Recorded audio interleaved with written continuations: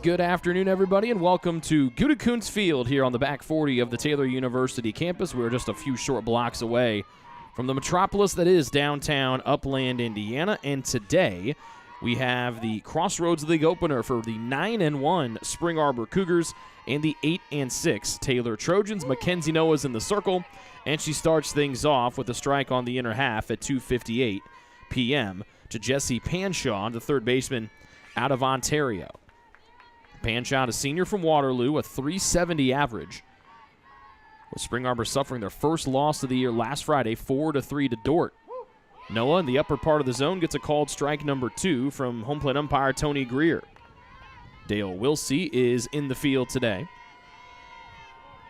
Noah's normally been the Game 2 starter for the Trojans. Taylor has had over a week off since their last games, and they dropped a couple of tough games to Indiana Tech here on the home field.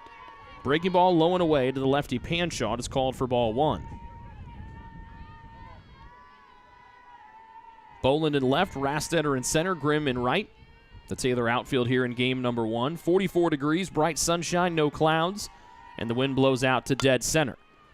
Half swing ground ball to the left side. Madison Standridge chases after it, and that one goes foul. Emma West is at short. Livy Lehman's at second. Jersey Tannehill is over at first, and Delaney McCreary is behind the plate. A 1-ball, 2-strike count. Fifth pitch of the at-bat here to Panshaw. Righty versus lefty matchup to start our game number 1 here today. Pitch home, low, a ground ball to the right side, and the play is blown dead. It's fouled off a home plate. Noah on the year, a 2.65 ERA, a 3-2 overall record. She appears and starts in her 7th game, has 4 complete games on the year, 2 shutouts. In just over 34 innings of work, she has struck out 17 and walked 14. We're at the top of the first here of game number 1 of the Crossroads League opener for both teams. 1-2 again inside, and that hits Panshaw on the knee. And after a good start, starting off with a couple of strikes, Noah hits the first batter of the game, and SAU's got a runner on.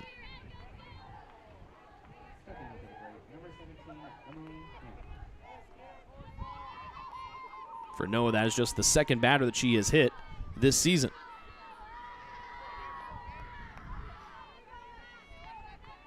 One on for the multi-time all-league performer, Emily Hamp. A ball away to the lefty. Hamp, a junior out of Alto, Michigan, hitting .500 in the first 10 games of the season. She's played in 8, 16 for 32, with 3 doubles, a triple, and a home run. Trying to bunt her way on here, the lefty spikes it off of home plate, and the count evens up at a ball and a strike on the foul ball.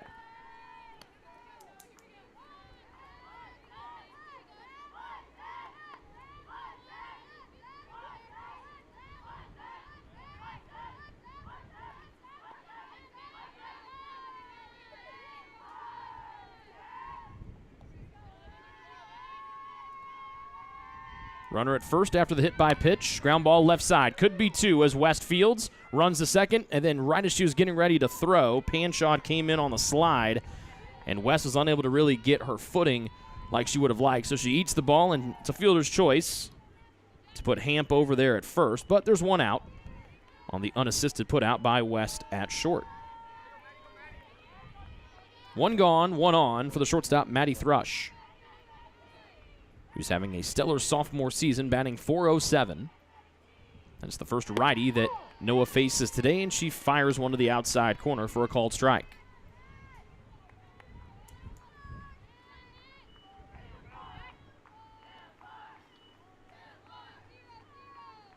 Grace Lentz, the DP, waits on deck. Noah, the sophomore from Allen Park, Michigan.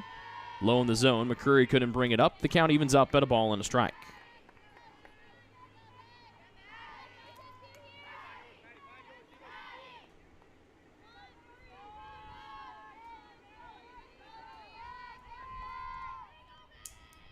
One out, one on for the shortstop, Thrush, to the right side. Lehman down, gets the lead runner out at second. West back over to first, and Thrush beats the throw. Back-to-back fielders' choices, but there are 2 gone here at the top of the first with no score for Spring Arbor.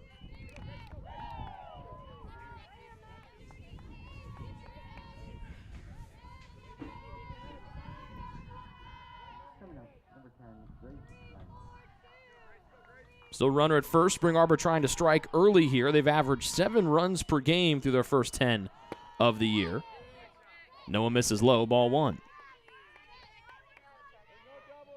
Lentz, the freshman. And they appeal to Dale Wilsey. The field umpire says that Lentz did not go around on the check swing. She's a freshman from Charlevoix, Michigan, and she's also batting .500, 13 for 26 with 4 doubles and 4 runs batted in. Noah comes inside. The screwball cannot find its mark. It's 2-0. 45 degrees at our, or 44 degrees with bright sunshine overhead on our first pitch temperature before some nasty rain comes in here starting tomorrow. Third one to Lentz to the left side this time. West is down on it, fires across to first, and they just get Lentz out by a step. Taylor able to work around a leadoff hit by pitch, and they throw up a 0 on the board to start things here in the top of the first. Trojans up to bat for the first time next here on the Trojan Sports Network.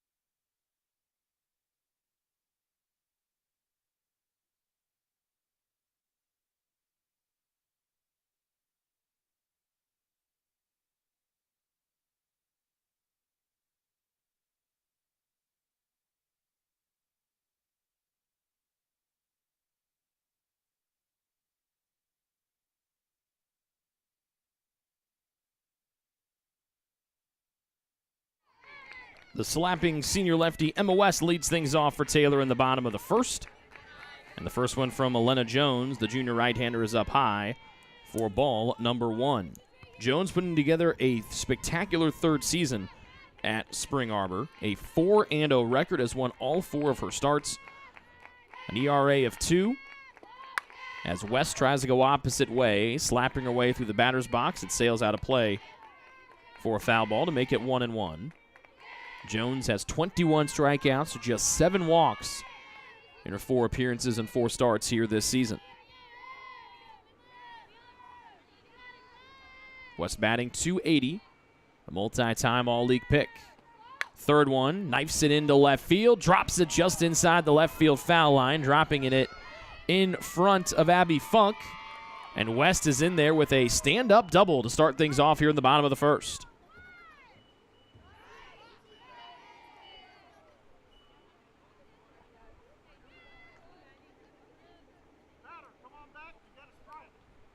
They're actually going to call an illegal pitch or an illegal contact against West as they went and conversed. Home plate umpire Tony Greer went to go talk to Deb Thompson, head coach at Spring Arbor. So they'll take the strike, and the count goes to 1 ball and 2 strikes. That new rule on an illegally batted ball brought into effect a couple of years ago, where the defensive team playing defense is allowed to make the decision. Do you bring the batter back or take the result of the play? And with West taking a double, they obviously wanted to bring her back to the plate if you're SAU. 2 balls and 2 strikes as that one missed high. West, the senior from Silver Lake, Indiana. Righty versus lefty matchup. Start off the bottom of the first, the 2-2. And West, a little late swing, catches the left side of the netting. And the count remains even at 2 balls and 2 strikes.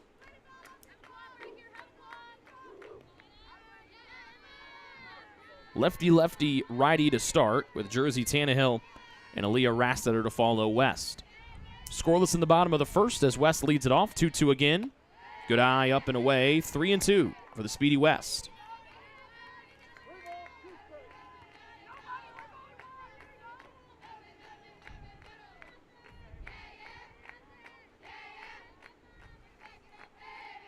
And the payoff pitch from Jones. West lines it into left field, but foul by about 1.5 feet.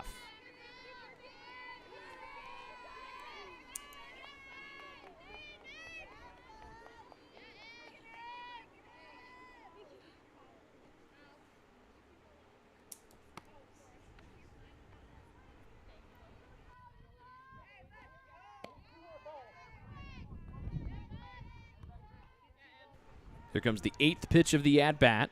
Looked like Taylor had the lead-off double, but West made a contact illegally on the hit so that Deb Thompson wanted the extra strike on her, brings her back. Payoff, low and away, and West works a lead-off walk.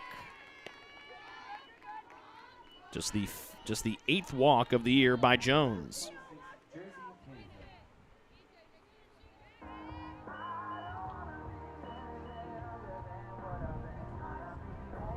Perfect timing is Emma's fiance just makes his way in to watch his future bride to a free pass up to first base. And now here's Jersey Tannehill, the lefty first baseman.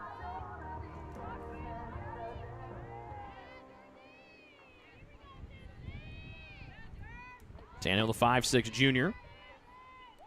Ball one in the dirt, low and away. And a big lead off of first for West, who set the single-season stolen bases record a couple of years back. Tannehill in the midst of a very solid junior season at the plate, batting .298 with 14 hits and 5 doubles. Shows bunt. West heads off to second. Good throw. She dives into the bag, and she's safe. West dove from way out. It's got to readjust that batting helmet on her head. A good throw from Allie Funk behind the plate. Thrush was there for the tag, but West is in there with a stolen base. First swipe of the day for the Trojans, and the count at the plate to Tannehill's 2-0. Tannehill still showing bunt. This time Jones able to find the corner. Away from the lefty Tannehill, it's 2-1. That stolen base for West, her 7th one of the season. She's a perfect 7 for 7. Fought upper body injuries a year ago, so was unable to try to take as many bases as she normally would coming off of that record-breaking thievery season. 4th one misses. 3-1 here to Tannehill. Taylor tries to get the first 2 on the bases here in the bottom of the first with no score.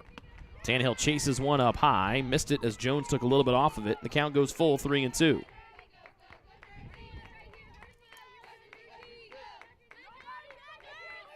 Aaliyah Rastetter waits on deck.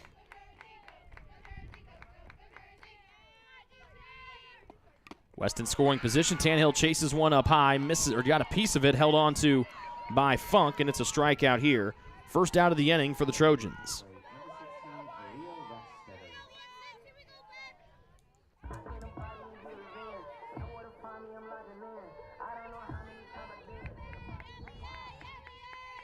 Rastetter second on the Trojans in batting at .391 with their top power bat, slugging almost .700 with the team best 3 home runs and tied for the team lead with 5 doubles.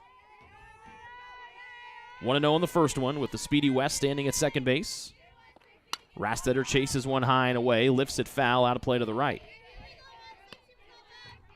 A strike to Aaliyah with Kaylee Larkin waiting on deck for TU.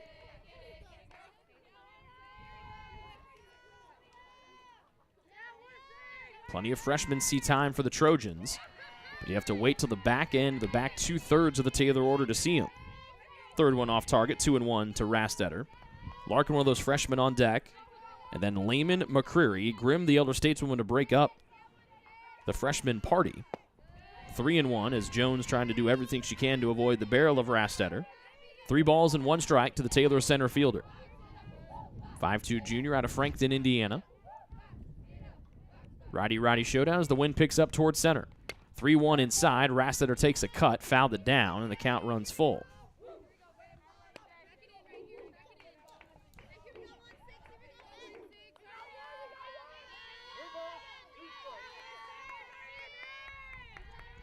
All three batters have pushed the count to its maximum here to start things in the bottom of the first. And the payoff is Rastetter sends to center. Got a little bit underneath of it. And making the catch in center is Emily Hamp. 2 gone for Taylor with West still situated at second base.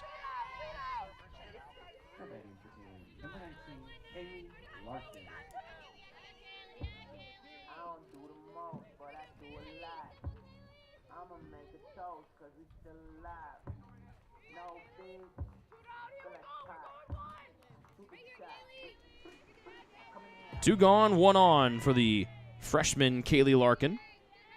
Third on the Trojans and batting in her first year in college. Sends a little floater to center, to the middle part of the infield. Scooped up and throwing to first wonderfully was the shortstop Maddie Thrush.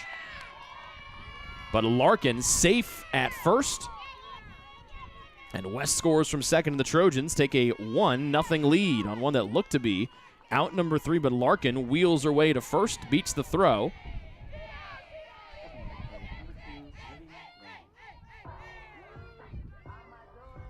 So the first baseman drops it, and an E3 gets Taylor their first run of the day. Lehman fouls off the first one here.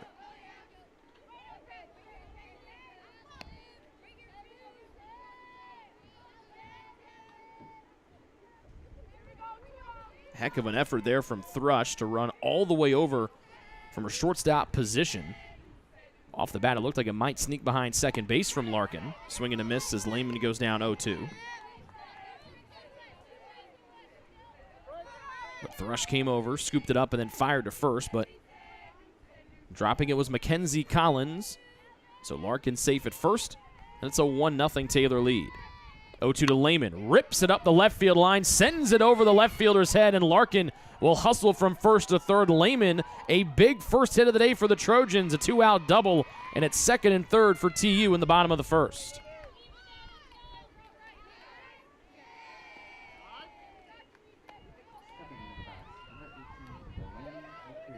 So we thought the Trojans had a double earlier off of West. They get one here. Now it's the catcher, Delaney McCreary.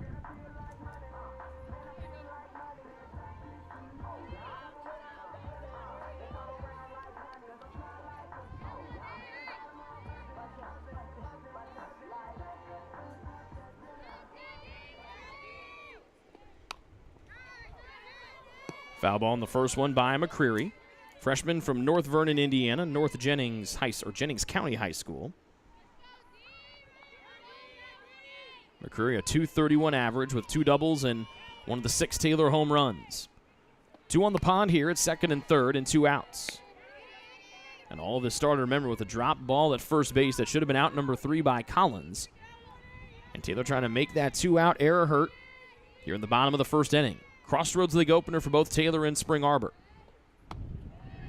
Third one floats away by Jones and puts McCreary ahead 2-1 with the power-hitting lefty Caitlin Grimm waiting on deck. Not a cloud in the sky, sunshine down overhead, and a very minimal wind on this 44-degree day. McCreary launches it to left field. It will get over the head of the left fielder. Both runs come around to score. McCreary's in there with a stand-up double, and the Trojans tack on 2 more runs as a 3-0 Taylor lead in the bottom of the first.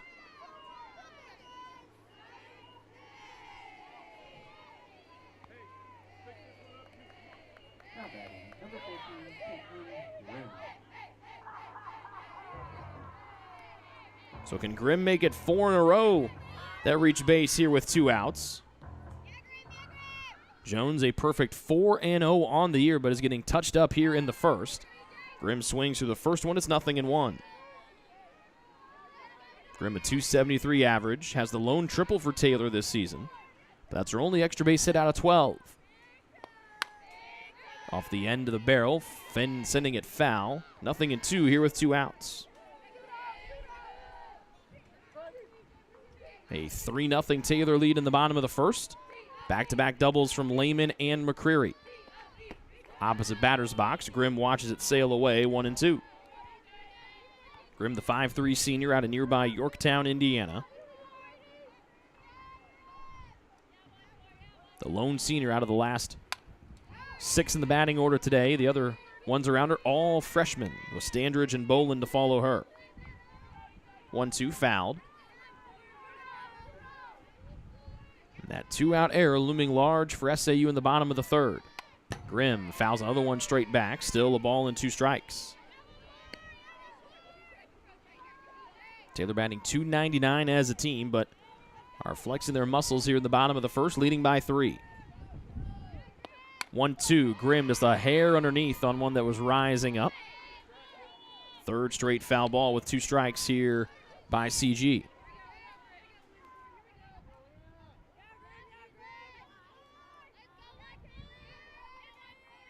Jones rocks and fires. Looped it in around the hands of the lefty Grimm. 2 balls, 2 strikes. With McCreary standing at second after her 2-out, 2 RBI double. It's a 3-0 Taylor lead, all started by the drop ball at first by Collins. 2-2, Grimm, a little hair late on the swing as she tried to drive it to left field. It tails foul, and the count remains even.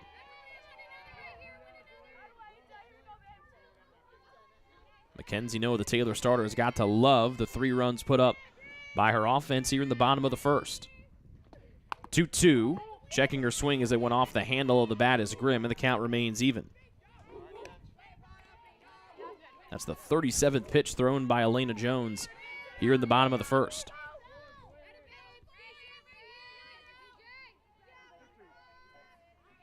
Jessica Brown in her first season overcoaching third. To the gap in left center field. Grimm trying to find some grass. She finds it, and McCreary hustles in. Grimm hits the brake. She'll have to hustle back to first. Nobody's there to cover, so it's an easy jaunt back. But it's 3 straight hits and 4 straight have reached base safely. It's 4-0 Taylor here in the bottom of the first.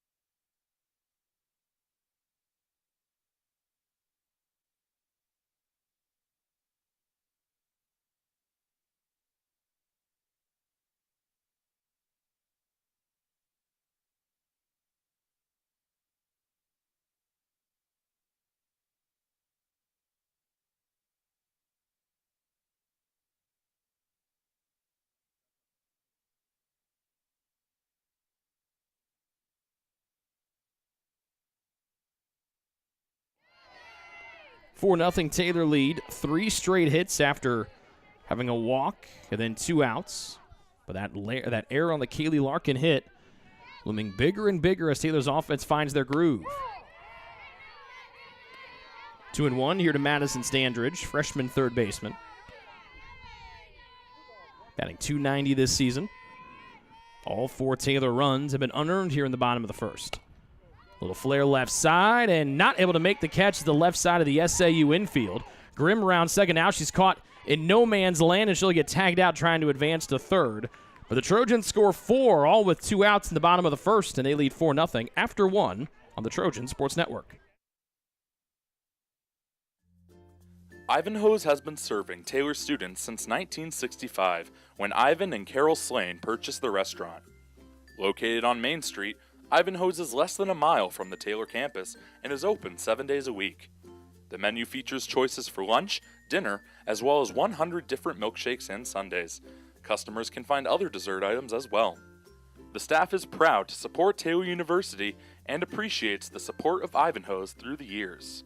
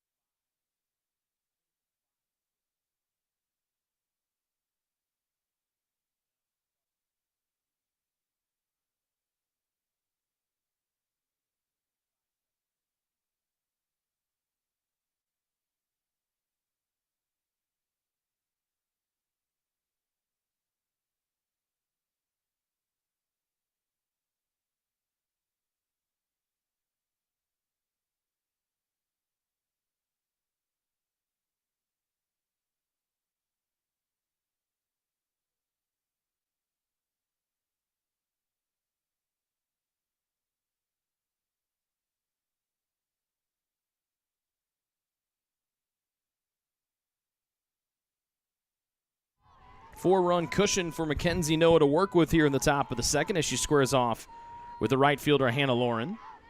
It'll be 5, 6, and 7 coming up for SAU here in the top of the second. Noah able to work around a leadoff hit by pitch in the first.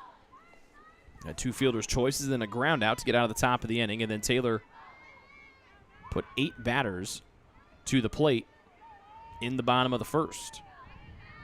Lauren, the senior out of Northville, Michigan, batting .261 here in 2023. Third one inside, bouncing left side. It's West at short. She fields and fires, and there's out number 1.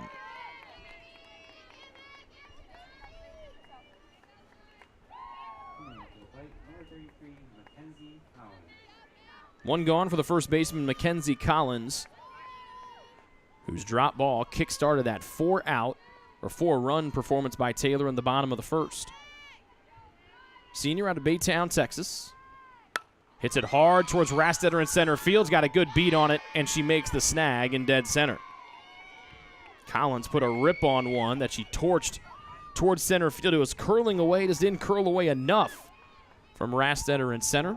2 up and 2 down for Noah here in the top of the second, with Taylor leading 4-zip.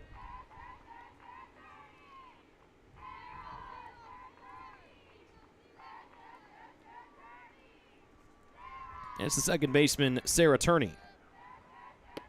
Off speed, in for a strike.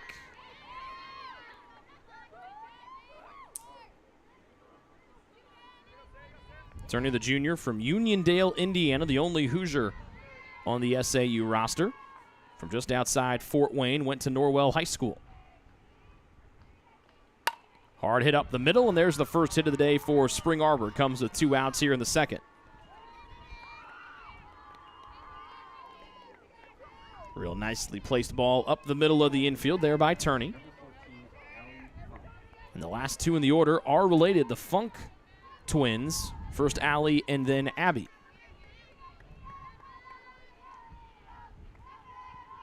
Hillman, Michigan, their home. Allie, the catcher, bats first, and then Abby, the left fielder, bats second. Allie, the righty, first one to the plate here. And Noah dots the outside corner for a called strike.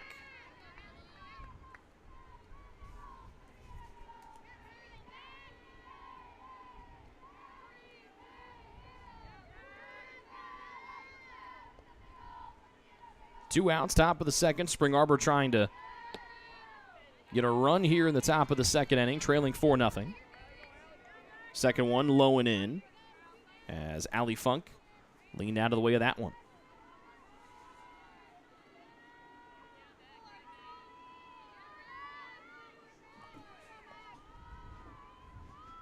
Noah getting the start here in game number 1. Third one low, off speed, 2-1.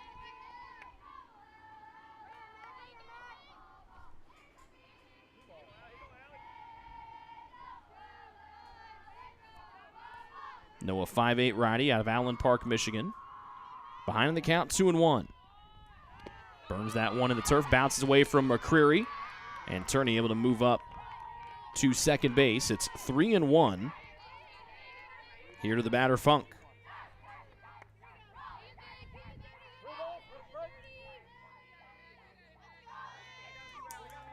Wild pitch in the dirt, and the first runner in scoring position today here for SAU. So they try to get a 2-out rally started their second time at the plate. Breaker on the outside, belt high. Called for strike 2, and the count's full here to Allie Funk.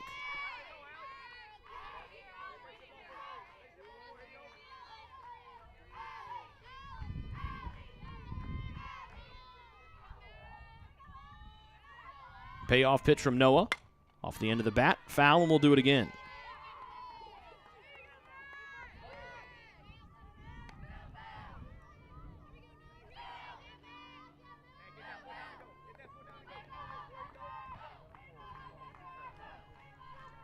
Still 3 balls, 2 strikes.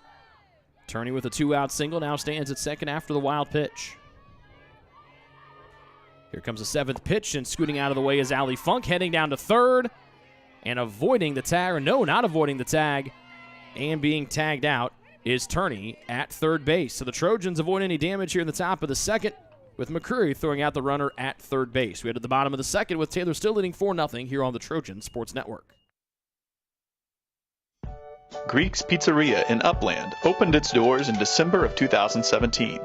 Over the years, there have been more than 140 Greeks opened across the country, with 24 Indiana locations. When it comes to pizza, Greeks offers customers the option to create their own pizza or to try one of Greek's specialized pizzas. Greeks uses fresh, homemade, hand-tossed dough, Greek's Italian sauce, select blended cheeses, gourmet toppings, and the same method of preparation since the first restaurant opened in 1969. The kitchen can also whip up a sandwich served on fresh French-style bread, or it can put that sandwich into a pizza shell wrap. Customers can also add breadsticks or French-style bread as a side item. Greeks also offers a selection of salads and assorted dressings as well. Greeks is located just off Main Street in Upland and is a proud supporter of Taylor University Athletics. Greek's Pizzeria. It's our taste.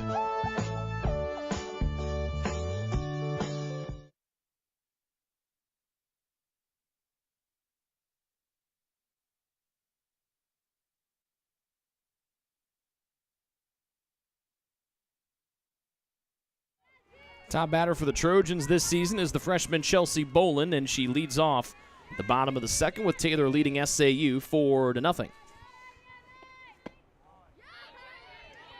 Jones misses away, and we're off and running here in inning number 2. 42 pitches dealt by Jones in the bottom of the second. It'll be 9-1-2 coming up for Taylor, their second turn at the plate. And the first 2 pitches out of the zone, 2-0.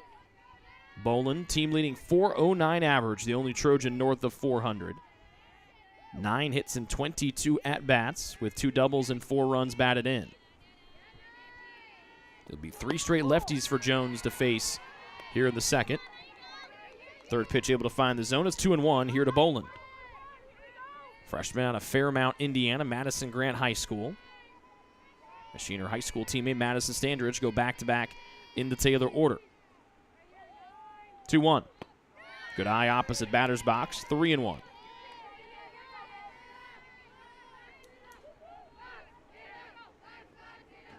Taylor scored 4 runs, all with 2 outs in the bottom of the first. All were unearned. 3-1. Boland goes opposite way, but knifing it and landing in the glove of Abby Funk, who was crowding in from left field, playing against the slap-hitting Boland. There's 1 out for Taylor here in the second.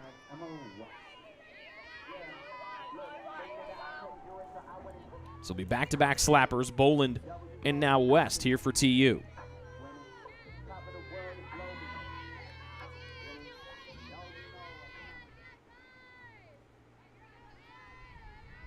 Jones readies and fires. And West sends it towards Emily Hampton center, and she makes the catch, and there are quickly 2 gone for Taylor here in the second stanza.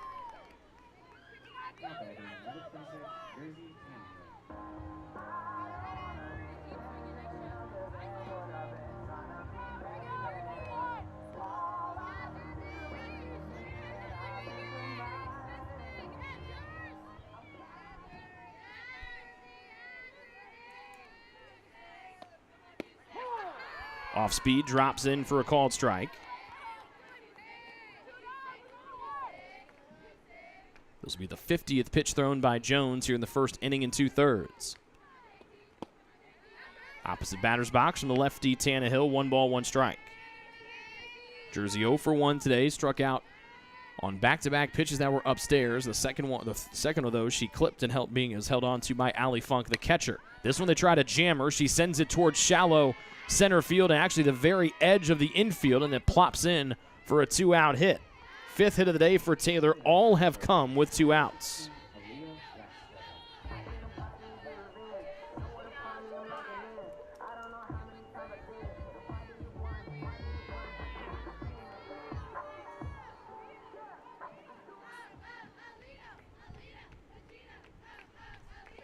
One on, Rastetter through the left side of the infield, and more 2-out hits rolling here for the Trojans. They've got 2 on and 2 out for Kaylee Larkin. First hit of the day for Rastetter.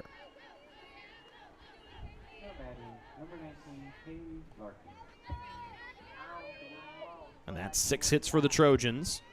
It was Larkin who bounced one up the middle, but it was dropped at first base by Mackenzie Collins, and that started that 4-run bottom of the first for Taylor. In the first, we're in the second here. Big swing is pulling the string is Jones. 0-1. Nice pitch there from the righty.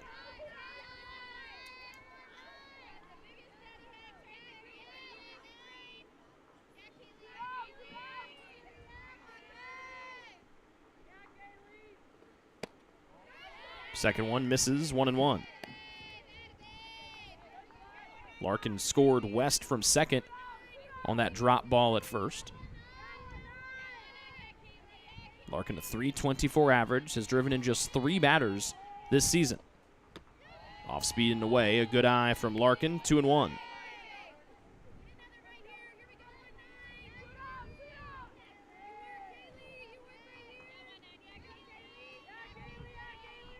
Two outs, 2 on for Larkin. Right in the wheelhouse, got a little bit underneath of it. She fouls it back. It's 2-2.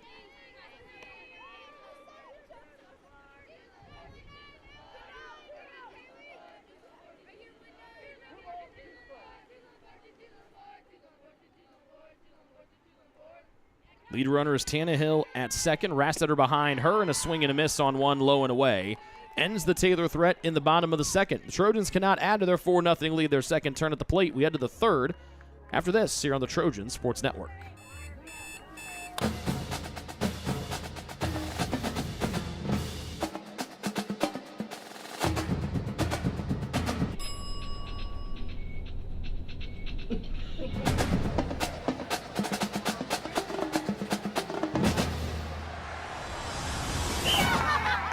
When you need the fuel to be your nephew's #1 fan, Holiday Inn Express. We're there, so you can be too.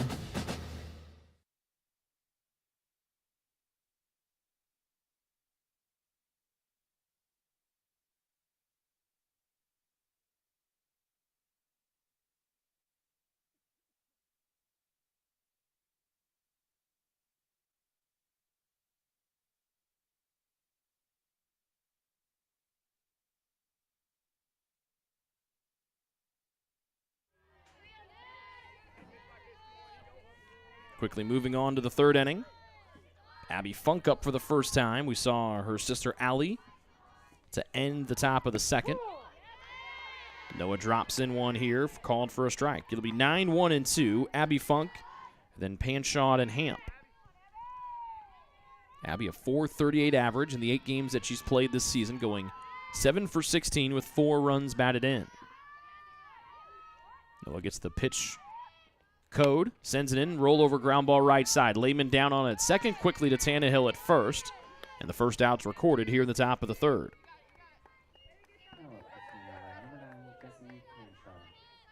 So we go back to the top of the order.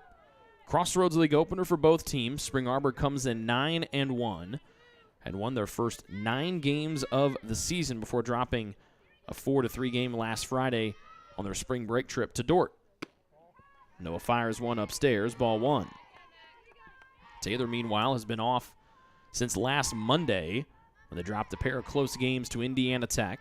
Had the bases loaded in the first game with 2 outs before falling 8-6, and then led heading into the top of the 7th, 7-4, before Indiana Tech scored 5 in the top of the 7th to flip what looked to be potentially a loss for the Warriors into a win for them, as Taylor still looks for their first home win of the season as they come in 0-4.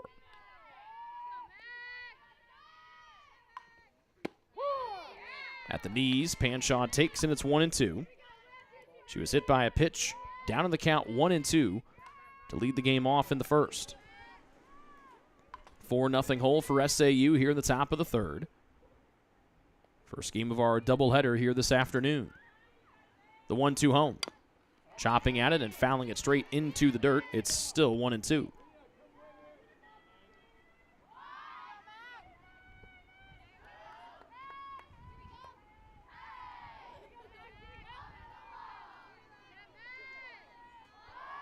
Normal positioning for the Taylor defense, with the wind blowing out towards center. 1-2, bouncer left side. West down on it at short, on to Tannehill, and there's out number 2. Both pitchers, Jones and Noah, have struggled a little bit trying to get that last out in their first opportunity. Taylor had a chance to go get a 1-2-3 inning last inning before the tourney single. And now it's the lefty Hamp standing in Noah's way of retiring the side in order here in the top of the third. Noah fires in low, ball one.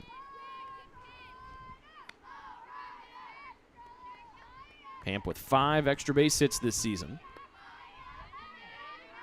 First team All-League pick after her sophomore season. Racked up another All-League selection last year in her second go-around at SAU. Her first team after her freshman year, I should say. On the outer half, Noah challenged her and gets a called strike. 1 ball and 1 strike.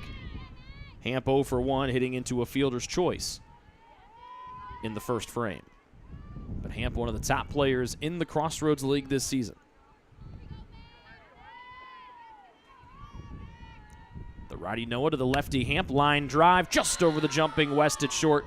And it's a 2-out single for the second inning in a row for SAU as they try to get back into this one, trailing 4-0 in the third.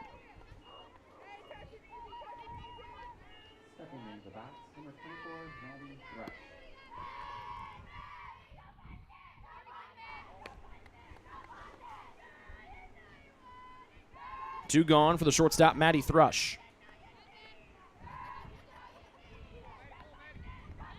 Thrush, the sophomore from Farwell, Michigan. Rests that white band on her back right shoulder. Now waggles it behind her blue and white batting helmet. Noah comes inside and gets a called strike 1 on an off-speed delivery.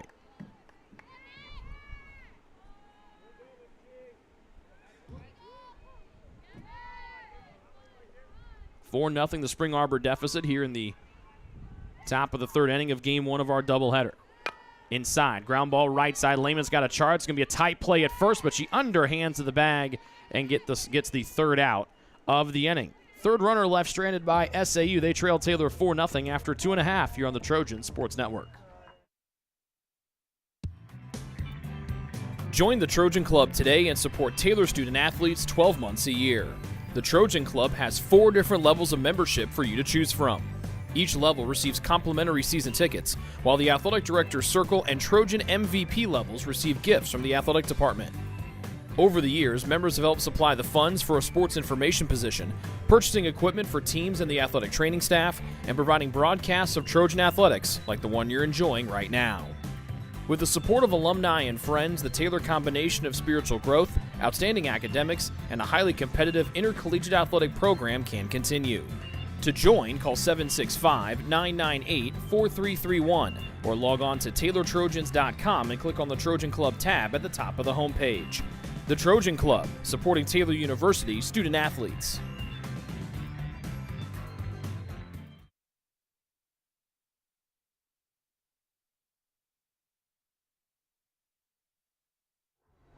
The young woman that had the hand in the last out on the top of the third leads things off for Taylor in the bottom of the third. It's the second baseman, Livy Lehman, with Delaney McCreary and Caitlin Grimm to follow. This trifecta went 3 for 3 their first time at the plate, with Lehman and McCreary doubling and Grimm singling.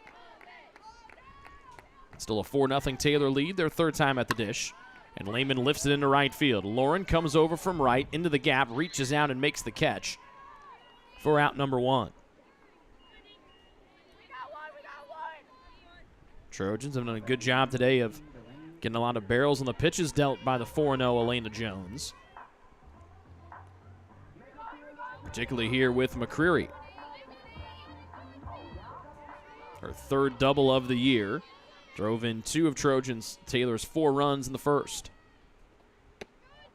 Jones trying to get the outside corner. Allie Funk trying to help her out by framing it. Couldn't bring it across. And the 60th pitch thrown by Jones.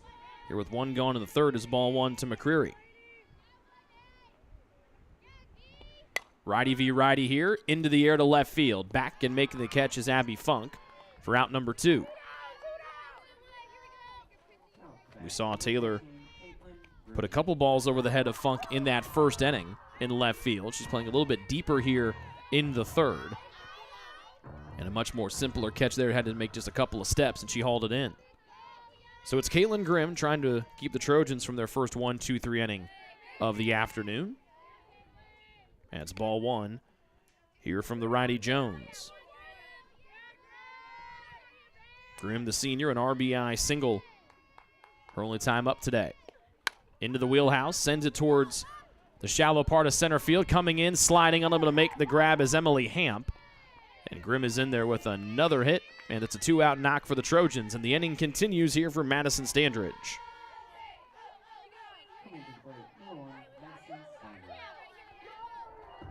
Really, really good effort there from Hamp in center as she adjusts her blue pants. Elena Jones requests a new softball and is going to get one from Tony Greer behind the plate.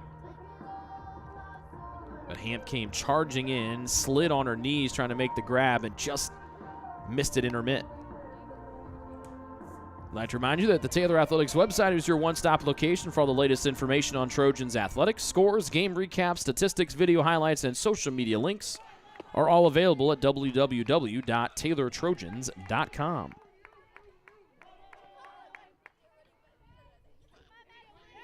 Ball one to Standridge, who singled her first time up.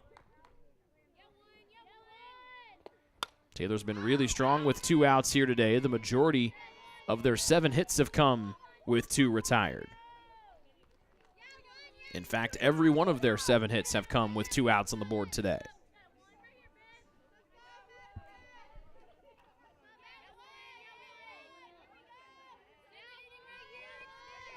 Third one to Standridge.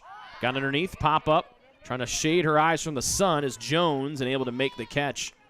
She had to fight the sun here, but Taylor Strands won. We head on to the 4th with the Trojans still leading 4-0 here on the Trojan Sports Network.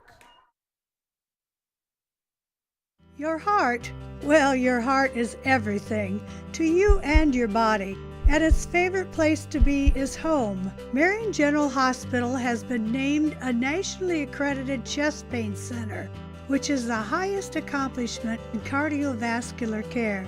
We are proud to provide our community with a team of cardiac experts throughout MGH. From our ambulance and emergency room to our cardiovascular departments in partnership with our experienced local cardiologists and interventional cardiologists from St. Vincent's Medical Group. The same level of cardiovascular expertise in bigger cities at larger hospitals is available right here. Everyone has their expertise. At MGH, our expertise is your heart, bringing the best in the nation home to you. Your heart is...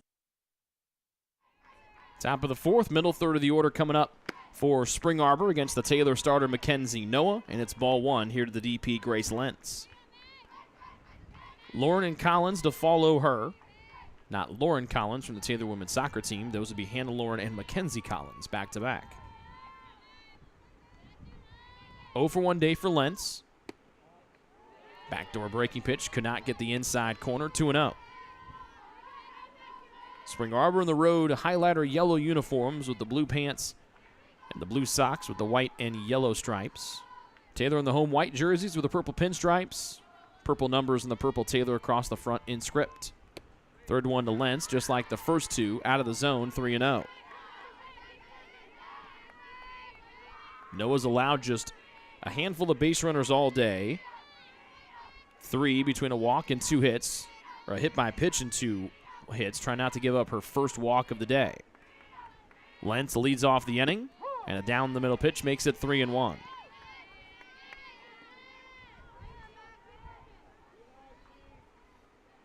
Noah batted a little bit last year as a freshman, but has been a pitcher only here in her sophomore season. Trying to fight back here against Lentz after falling behind 3-0. The 3-1 is at the belt, and it's 3-2. Deb Thompson in her 37th season coaching Spring Arbors over there at third base. Her assistant Evan Ziegler across the way at first. Full count to the leadoff batter here in the 4th, Grace Lentz. And the pitch from Noah. Misses it high, and it's a leadoff walk here to Lentz, the DP.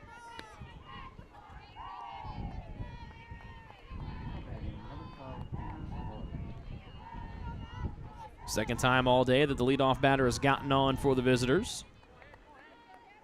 And here's the right fielder, Hannah Lauren. Wind picking up towards center field. We've seen a couple balls get barreled up today, but none have really tried to catch the wind. Bunt attempt brings the corner infielders in. Walking back to first is Lentz. It's ball one at the plate. Lauren grounded out to West, the shortstop, her only time up today. That was leading things off in the second. We're a batter into the top of the fourth with Spring Arbor batting and trailing 4-0. Bunt again is shown to the outside corner. Noah finds it, throwing down to first, with Lehman coming into cover from second. Lentz is back in plenty of time, and the count evens up at a ball and a strike.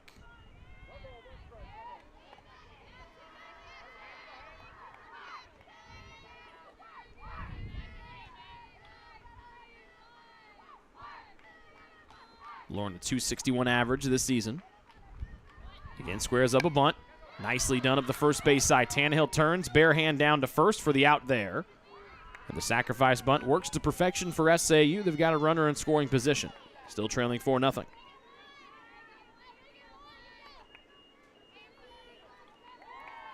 So 3-4 on the putout. And that brings up the first baseman, Mackenzie Collins. League opener for SAU and Taylor in the always competitive Crossroads League. Collins fooled with a big cut as Noah pulled the string back and got a swing and a miss wonderfully. Collins had seen Noah deal a lot of heat into Lauren in the previous at-bat. Was ready to turn on one here with the wind picking up towards left center field. Strike one to her. Bounces it left side. Charging from third is Standridge. Scoops and fires. A low one that's in and out of the glove of Tannehill. Just might have closed that mitt a little bit early. And now it's first and third here for SAU with just one out. And time is called by SAU head coach Deb Thompson. And it looks like a pinch runner will be coming in here for Collins at first base.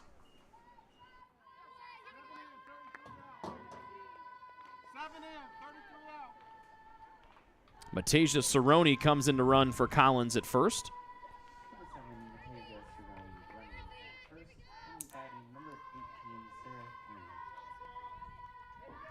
So it's first and third. Lentz at third base, and now the Trojans are trying to avoid an error at first base, leading to runs like it did for the Trojans in the first. Here's Sarah Turney, the second baseman. Turns and lifts it into right field. Actually make it shallow second base. And that's where Lehman's underneath to make the catch. That is the absolute worst thing that SAU could have had happen.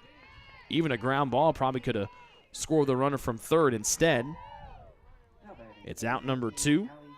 And now the Trojans going to get a ground ball and get out of the inning with their 4-0 lead still intact. It's Allie Funk, the catcher, trying to prevent that.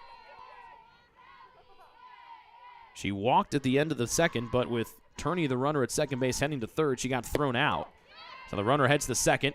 Bouncing it in shorts West, looks the runner back to third, and everybody stays where they are. A wonderful heave there from McCreary behind the plate. There's a strike at the plate here to Funk. And then even though the throw was low, West, the shortstop, stayed down on it, kept the ball in front of her. Looked Cerrone back to first, and then kept her eyes on Lentz at third. So still first and third, 2 outs, as Allie Funk chokes up. Low below the knees, 1-1, as Funk leaning back a little bit in the batter's box for her second straight plate appearance.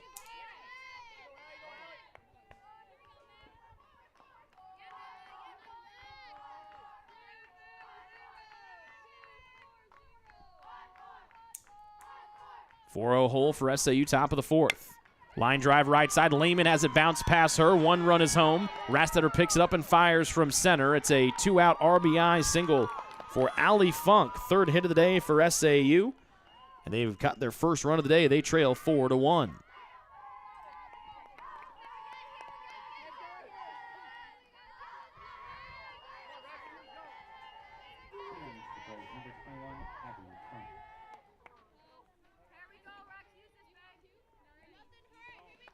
Cerrone moves from first to third on the ground ball up the middle.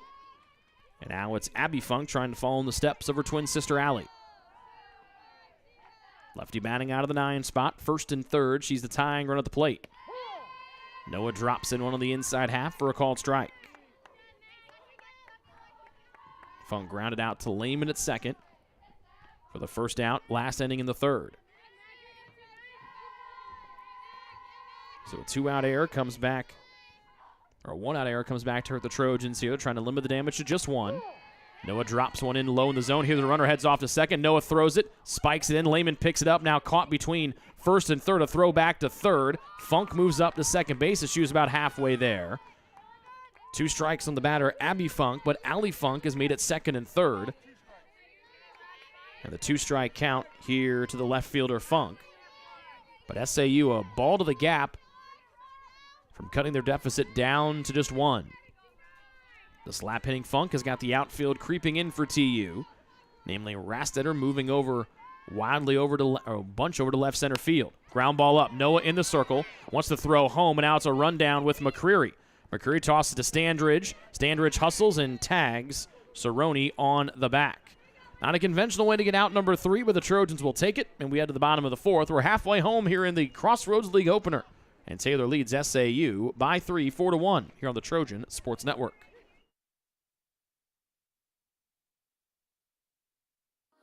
What limits you? Too small, too old, insecure, broken. You have no limits.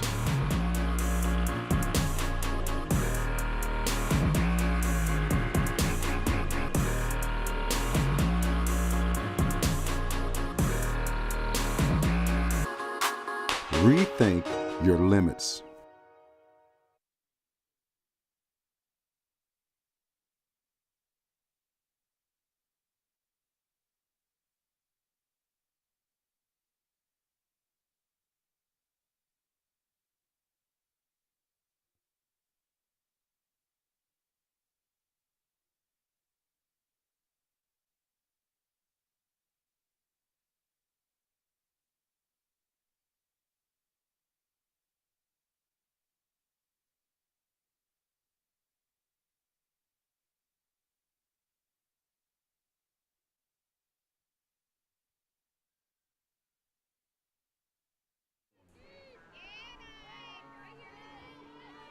Nine, 1, and 2 coming up for Taylor here in the bottom of the 4th. Boland, West, and Tannehill just like they were in the 2nd. Taylor's 4-run lead now trimmed down to 3. Rollover ground ball right side. Turney at second, underhands to first, and Collins, who re-enters. 1 pitch and 1 out for Taylor here in the 4th. It's an 0-for-2 day for Boland. Now it's a 3rd trip through the order here for Elena Jones.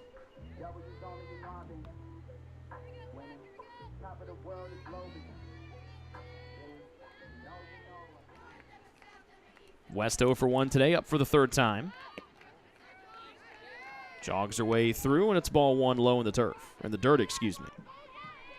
She walked and scored on that drop ball by Collins at first base that kick-started a 4-run Taylor first. She then flew out to Hamp in the 2nd. Jones, low again, 2-0 here to West. Emma, the senior, batting .280. It's 3 straight lefties for Jones, the righty to face here at the bottom of the 4th. 3rd one to West, low and away again, 3-0.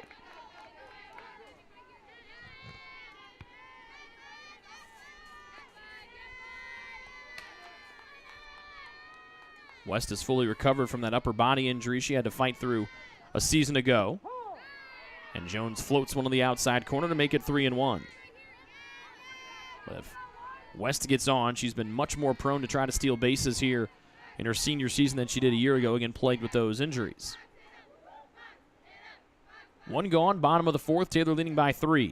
Up the middle, out of the reach of Jones, and out of the reach of Thrush, the shortstop who came darting into her left or right. Just snuck underneath her mitt. Infield single for West, and the Trojans trying to get their lead back to 4. And West on the bases is a good start to that.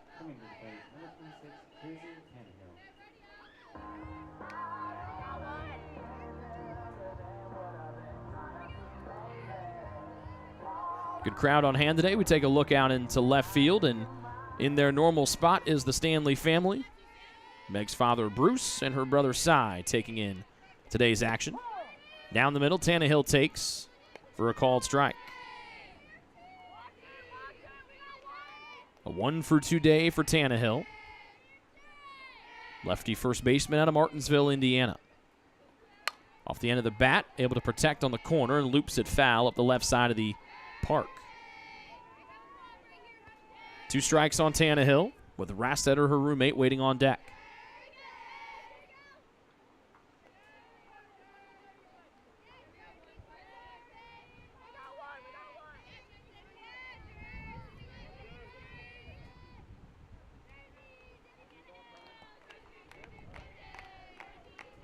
Softball got tossed into Tony Greer, so he pauses everything for a moment. Tannehill steps out and steps back in. The lefty down in the count, 0-2 to the right-handed throwing Elena Jones. In the opposite batter's box, Tannehill taking the whole way, 1-2. Rastetter and Larkin to follow here in the bottom of the 4th. West with a 1-out infield single. She's at first base. Taylor's lead is 3. Tannehill fights one off up the first base side, and it just sneaks foul as West was already home free up to second. It was a 42-pitch first inning for Elena Jones. It all started with that 2-out error, and the Trojans cashed it in a big way. 1-2 again to Tannehill. Lines it foul to the left.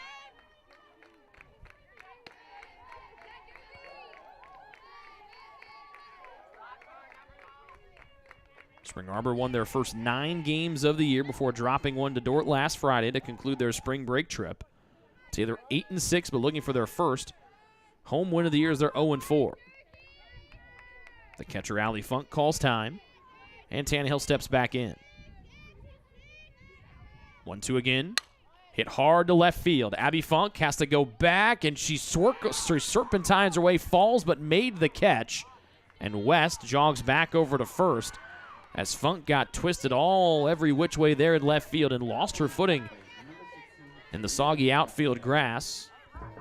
But still able to make the catch and avoid disaster there. 2 gone for Taylor here in the 4th. That's our top power bat, Aaliyah Rastetter. We talked with head coach Jessica Brown last week, said Rastetter has really improved her fitness in the weight room during the offseason, has become one of the Trojans' strongest players here in her junior year. Aaliyah singled to the left side her last time up. 1-for-2 here in the league opener. Speedy West still over there at first with 2 outs. Off the end of the bat, a little pop fly that dies and then bounces into the SAU dugout. We're in the bottom of the 4th inning. Taylor jumped out to a 4-0 lead in the bottom of the 1st. Spring Arbor scratched out a run in the top half of this 4th inning, as Taylor trying to get their lead back up to 4. Rastetter a perfect candidate to do that, as Jones done a good job. No one has gotten past second base for Taylor here since that first. West heads off to second, and just able to get the ball cleanly out of the mitt was Allie Funk, the catcher. West with her second stolen base of the day, and now a ball to the outfield and a hit to the outfield. Could give Taylor that 4-run lead back. 2-1 the count to Rastetter. West, one of the fastest players in the league, at second. Aaliyah lifts it foul. 2-2.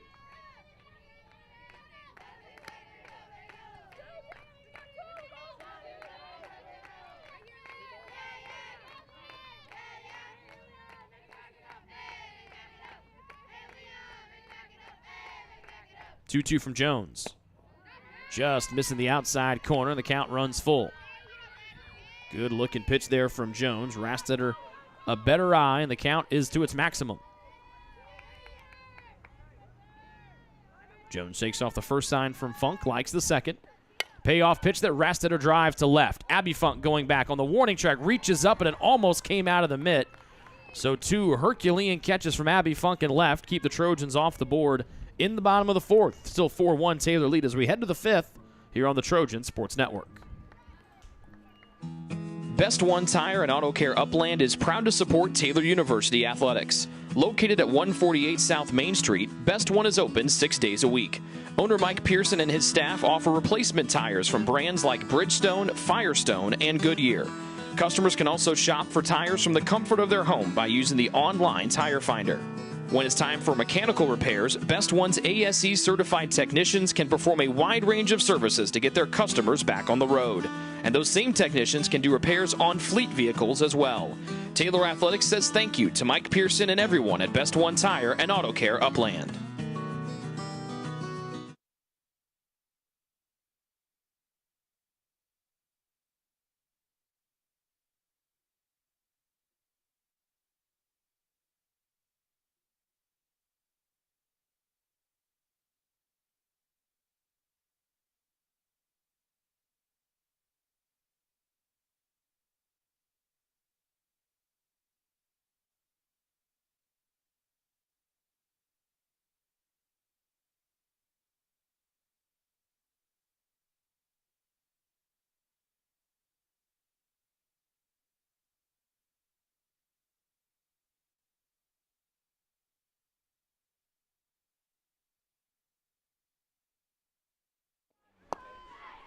Cassie Lewis, fifth-year senior righty, enters for the Trojans, and she'll face the top of the order here in the fifth for Spring Arbor. Lewis, the 5'8 senior out of Dayton, Ohio. Northmont, the high school, a 2.90 ERA, and a 1-1 record for Lewis as she comes in her sixth game, all in relief. A 1-1 count here to Jesse Panshaw, the third baseman, here for the Cougars. With Hamp and Thrush top of the order to follow. Taylor looks for their first home win of the season to start Crossroads League play on the right foot. Third one zipped up high, 2-1 to Panshaw. In 19 1/3 innings this year for Lewis, she has struck out 9 and walked 7, with opponents batting .260 off of her this season. Panshaw 0 for 1 at the plate for the third time. A worm burner low as Lewis tried to deal in the screwball, 3 balls and a strike.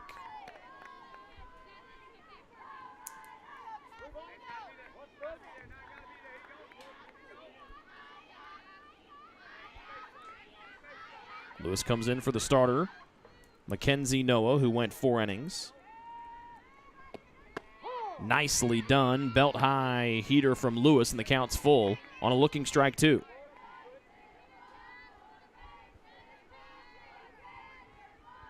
We'll give you Noah's line momentarily. Lewis wasting a little time. Payoff pitch. Panshaw, ground ball right side. Lehman charges to her right, fields the bouncer on to first, and Tannehill holds on for out number 1. The starter, Noah, went 4 innings, allowed 3 hits, all singles. Allowed 1 run, it was not earned. She walked 1, hit 1 on 57 pitches. She looks to pick up her 4th win of the season. Lewis comes in here in a 3-run ball game in the top of the 5th. And the batter is the center fielder, the lefty Emily Hamp. Back-to-back lefties for Lewis to try to go over here. Roll over ground ball. This right to Lehman, much easier this time, and she fires over to first. They have to wait on that one like she did against Panshaw, and quickly there are 2 outs.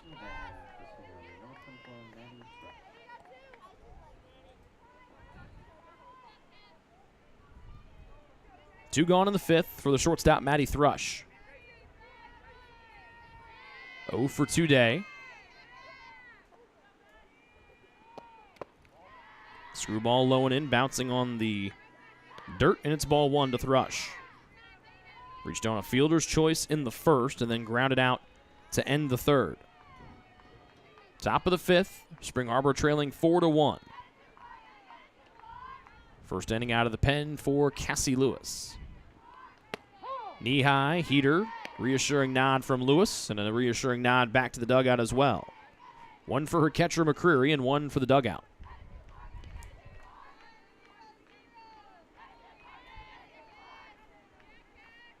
Nobody on, 2 gone.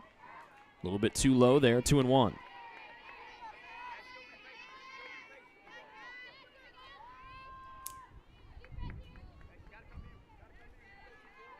Righty versus righty here. Lewis looking for the first 1-2-3 inning from either team today. Wind picks up slightly towards center field. Screwball low and in, just cannot get that inside corner to the righty Thrush, and the count goes to 3-1. 4-1 deficit for SAU. Both teams been pretty good today with 2 outs. 3 balls and a strike. And there's ball 4. It's a 2-out walk.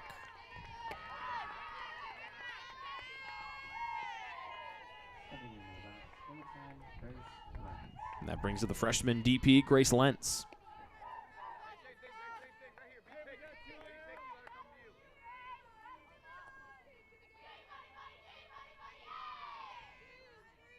Oh for 1 day for Lentz.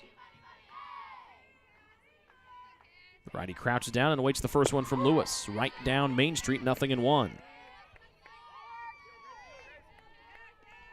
Lentz walked and scored that only run for SAU an inning ago. Trying to get another 2-out rally started here for the visitors. Over the heart of the plate, Lentz swings, comes up empty, 0-2. A healthy cut there for Lentz, just a little bit underneath where the ball was. 2 outs, 1 on, top of the 5th. Spring Arbor trailing 4-1. Lewis spins the ball on her right hip, comes into the windup, home with the 0-2. Upstairs, Lentz almost bit it, but held the bat back, and it's 1-2. Really good pitch sequence here from 23 in white with purple pinstripes, Cassie Lewis. Trying to get the first strikeout against SAU today. Fly ball to the right side, foul territory. Tannehill checks up as she watches it dart out of play.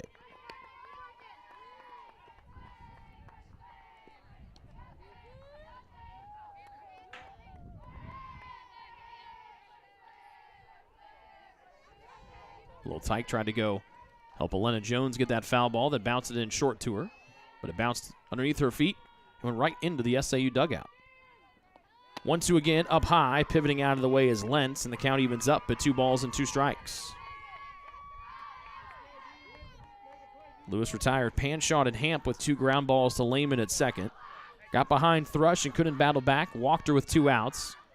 And the count is even here to Lentz at 2-2 in the top of the 5th. Upstairs, off the backstop, comes back to McCurry, throws to second, but sliding in time as the ball just missed the glove of West. The count is full here to Lentz, the plate, and a runner in scoring position here for SAU.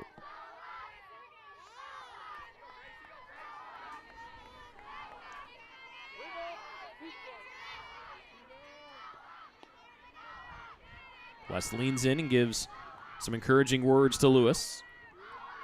And Cassie readies for the payoff pitch to Lentz.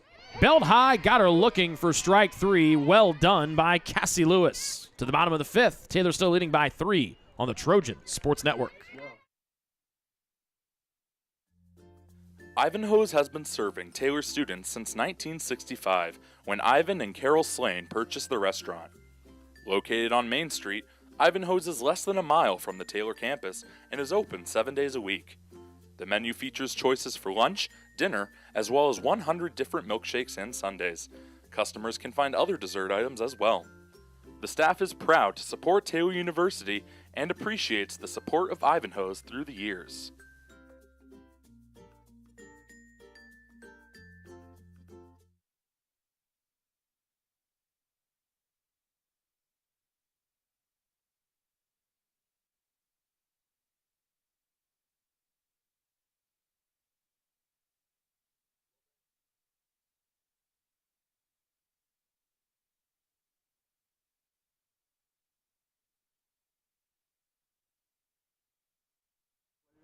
Middle third of the Taylor order coming up here in the bottom of the 5th. Kaylee Larkin, Livy Lehman, and Delaney McCreary, freshman, and freshman.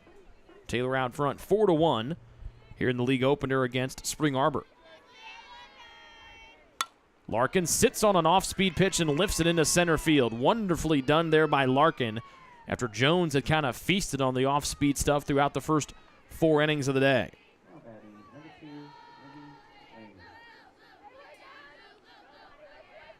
And time is called by Taylor head coach Jessica Brown. There should be a pinch runner coming in here for Larkin.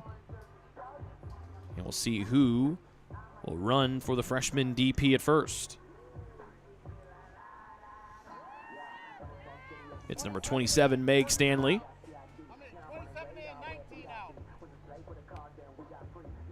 So Stanley, the pinch runner at first.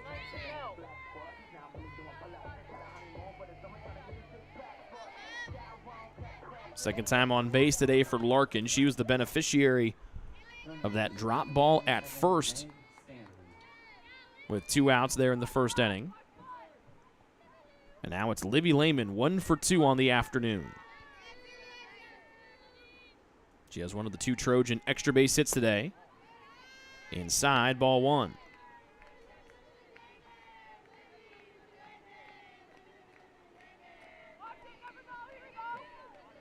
A double and a run scored for Lehman in the first. She flew out to right to lead off the third inning. Squaring a bunt, popped it in the air, and falls between 3 different SAU players. Panshot was the one that was the closest to it coming in from third. Jones, the pitcher, and Funk, the catcher, were all there as well, and Panshot dove or slid a little bit, and you wonder if no one else was around, if she could have just run in straight. She might have had a chance to catch that. So Taylor lives to see another pitch here, and we'll see if they want Lehman to try to lay another bunt down. 1-1, leadoff single for Larkin. Stanley runs her at first. They throw down that way. Meg dives back in safe, 2-1. Lehman did show bunt on that third offering up from Jones. The Stanley men back in their normal spots there in left center field, keeping an eye on their pride and joy over at first. Lehman again a bunt. Darts out of the way backwards. It's 3-1.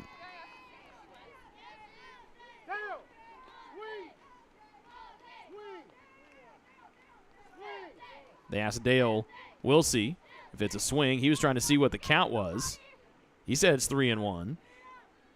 And Tony Greer behind the plate said, no, I want to know if she swung or not. They got the same result as Wilsey smiles over there at first.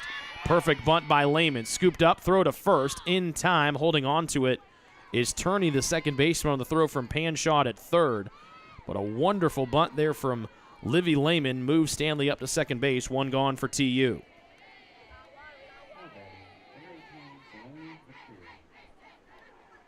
That thing about halfway, actually maybe a fourth of the way between the plate and the circle. But it was enough that he had a lot of folks coming in on it. Panshot called everybody off.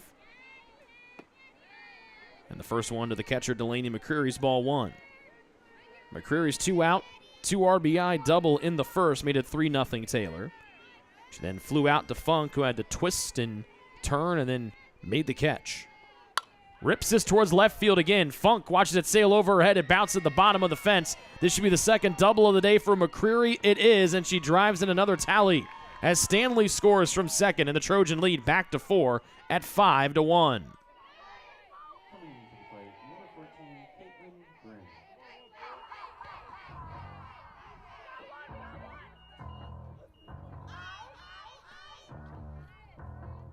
A 2-for-3 day now for McCreary, and that's the first earned run that Jones has given up today. Strike on the outside corner to the lefty, Caitlin Grimm. Grimm 2 for 2 today with a couple of singles. First one scored McCreary from second in the first. Grimm trying to duplicate that here in inning number 5. A 5-1 Taylor lead on the back of 10 hits here against Jones, who had allowed just 26 in her first 4 starts. Grimm roll over right side to Turney at second, bobbles it, picks it up, underhands to second, and they just get Grimm out by a step or 2. Second out of the inning moves McCreary to third.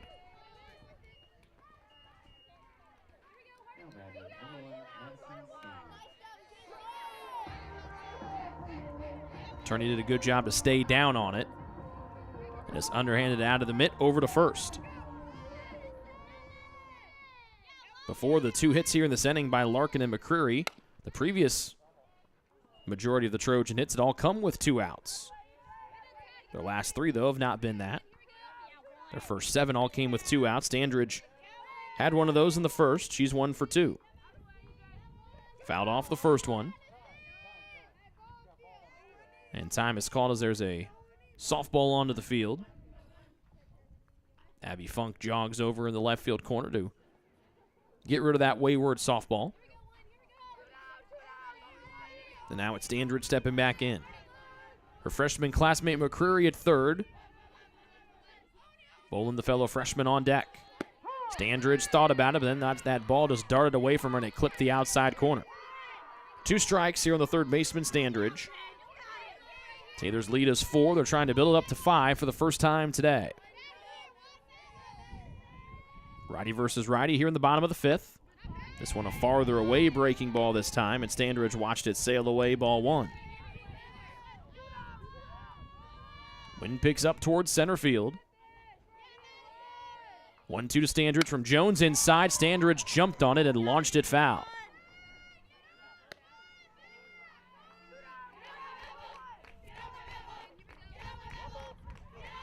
That one straightened out. I would think got out of here in a hurry if it was fair. Here's pitch number 5, 1-2 count. Opposite way up the right field line, just slices foul by about a ball and a half. The 100th pitch of the afternoon from Jones just missed being a right foul line single or more. Standridge just battled here, fouling 1 to the left and then 1 to the right on the last 2 offerings. It's still a ball and 2 strikes. Good eye as that one zipped high and away, 2-2.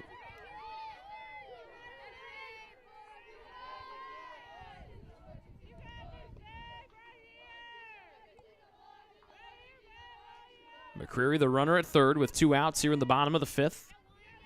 Jones taking her time, gets the sign from Funk. That one way away in the left-handed batter's box. 3-2 for the righty Standridge, with Boland, the Trojans' top batter on the year, on deck. Jones wasting little time here with the payoff pitch. Standridge swings and misses. A breaking ball gets strikeout number 2 on the day for Jones, but the Trojans add a run to their total here in the bottom of the 5th. They lead 5-1 after 5 here on the Trojan Sports Network. It's true. Many of us spend more time thinking about what's for dinner than thinking about retirement. But if you think your retirement needs deserve more attention, we agree, and we'd like to help. Your local Edward Jones financial advisors, Ryan Jones, Mark Sieglin, and Rob Sisson, can help you get started today. They are proud corporate partners of Taylor University Athletics. Edward Jones, making sense of investing.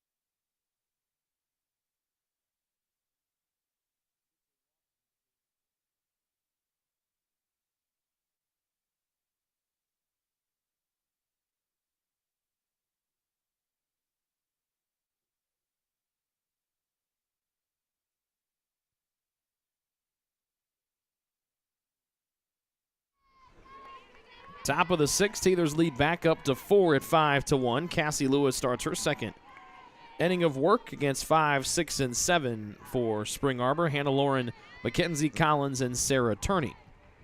Just 3 hits on the day for the visiting Cougars, all singles. Turney fouls off the second one. It's a ball and a strike. Taylor was so close to winning their first 2 home games of the year on the season last week against Indiana Tech. Just could not take it to the finish line in game number 2. Looking to check that off the to-do list here. The ball and a strike to Lauren, the right fielder. The righty chases one up high, swings and misses, 1-2. Taylor's already knocked off a ranked opponent this year, defeating Cumberland's the 24th team in the preseason poll back in mid-February. So the last thing Taylor needs to do here under first-year head coach Jessica Brown, win here at Gudekunst Field. 2-2. So that one misses high to Lauren. She's 0 for 1, grounded out in the second. Had a nice sacrifice bunt in the 4th that helped lead to Spring Arbor's only run of the day. She leads things off here in the 6th against the hard-throwing righty Cassie Lewis. Hard hit towards Rastetter in center, drops in front of her. It's a leadoff single And a good start to the 6th here for the visitors.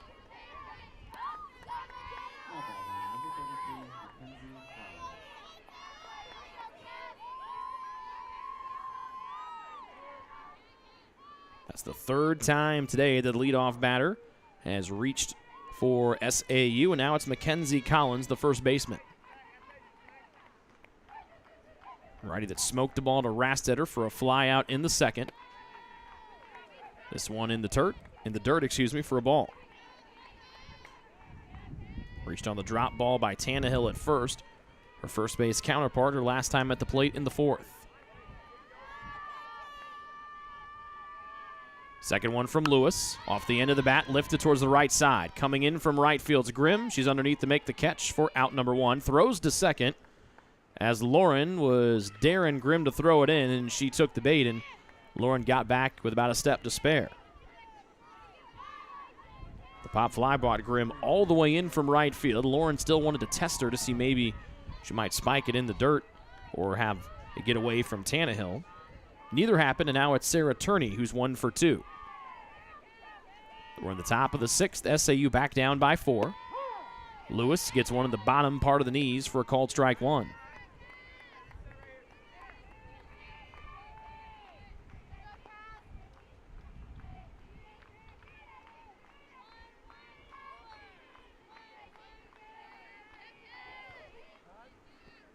Turney gets time and got it just before Lewis went into the windup. A single and a pop out today for the SAU second baseman Turney, whose chin strap is resting on the brim of her batting helmet. And home plate umpire Tony Greer asks her to move it to its proper functioning position. Second time we've seen an SAU player come up with the chin strap resting on the bill of the helmet. Lewis fires one away, opposite batter's box from the righty Turney, 1-1.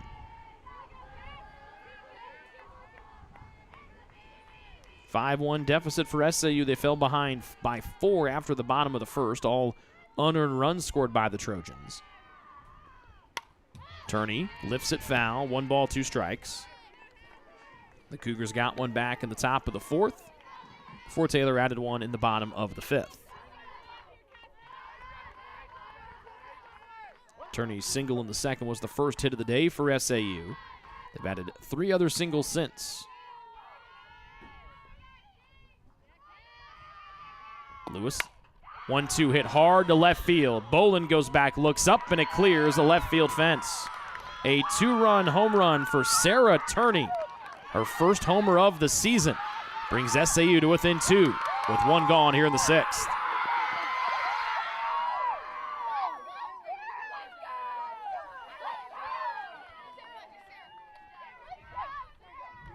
First extra base hit of the day for the Cougars leaves the yard. The Trojan run in the bottom of the 5th looming larger here that the lead for TU still stays at 2.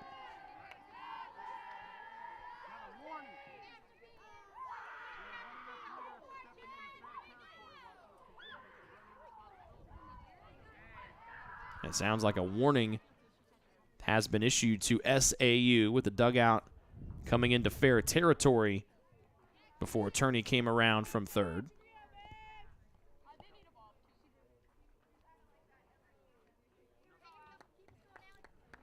It's been a point of emphasis in the last year or 2 trying to keep dugouts away from home plate after home run balls have been hit.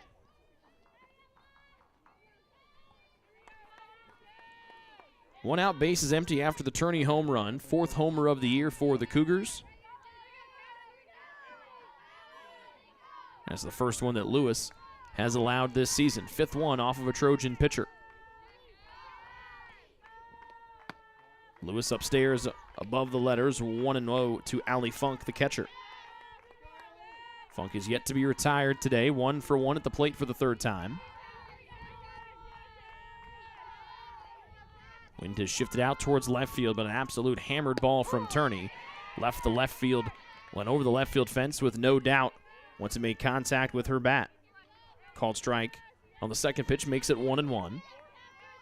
Funk drove in the first run of the day for SAU back in the 4th with a single. One gone here at the top of the 6th. 2-run blast from Turney has brought SAU to within 2. Funk backing away. Lewis clips the inside corner and goes ahead, a ball and 2 strikes on the Cougar catcher.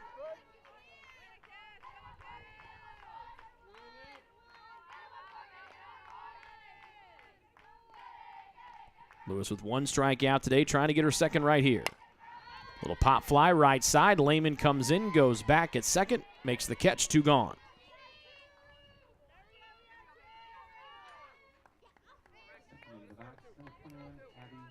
When you look at Spring Arbor's scores this year, they've either won big, won close, or then the situation where they dropped the game to Dort last Friday, lost close. It's been very few kind of middle-of-the-road games. It's been either feast or famine offensively. Line drive into left, and Bolin, and she dropped it as it just fell out of her grasp as the lefty Funk, the slap hitter, put it into left field, put it over Bolin's head. She outstretched her arm and hit the heel of the glove and just rolled out as she tried to make a basket catch. It's a double for Funk, and now the top of the order up in the tying run to the plate in the form of Jesse Panshawd.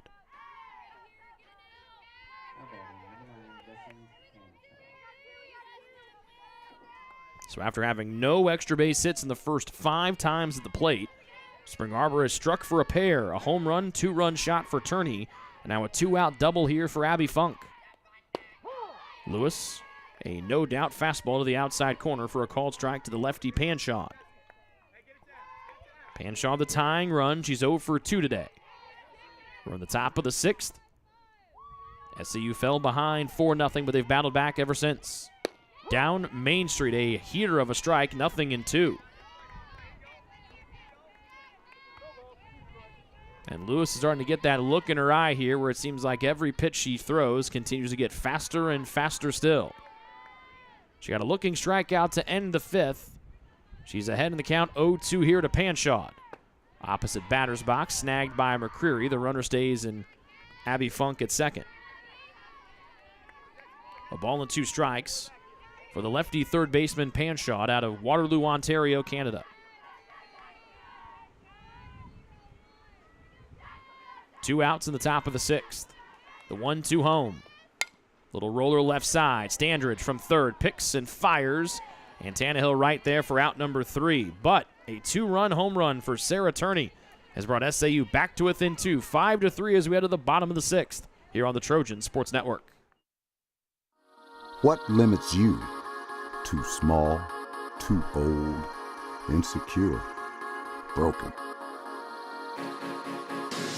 You have no limits.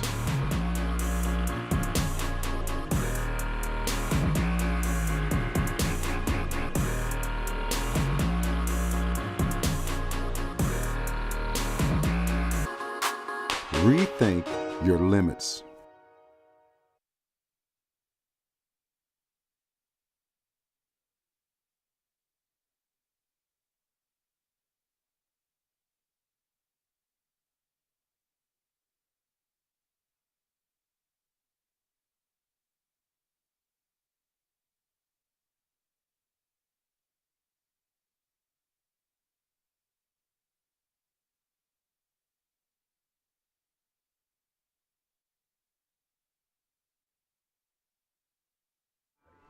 Elena Jones has done a good job to keep Taylor's bats off balance since they scored 4 following a 2-out error in the first.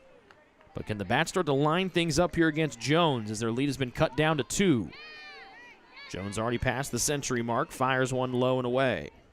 Ball 1 to the Trojan top bat Chelsea Bolin, batting out of the 9 spot. It's the 3rd time today that she's batted, and every time Bolin has been the leadoff batter. With Weston Tannehill lefties to follow, and Jones misses even farther away in the right-handed batter's box, 2-0 for the lefty Bolin. A double for McCreary, scored Stanley after Larkin singled to lead off last inning. Missing the outside corner, 3-0 here from Jones. Spring Arbor has not used a relief pitcher all year. It's been Jones, Collins, and Hamp, and Ambler, the 4 that have all started and taken it the distance. 3-0, clips the corner. Bolin taking the whole way, strike 1.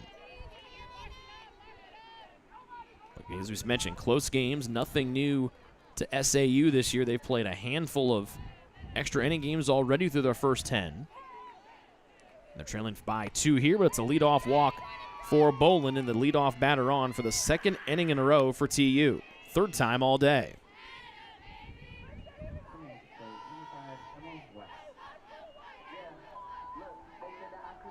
Five runs, 10 hits, 1 error for TU. 3 runs, 6 hits, 1 miscue for Spring Arbor. But only one of the Trojan runs has been earned off of Elena Jones today. So we're 2-0 ERA. You got to cut the music off a little bit sooner. There you go.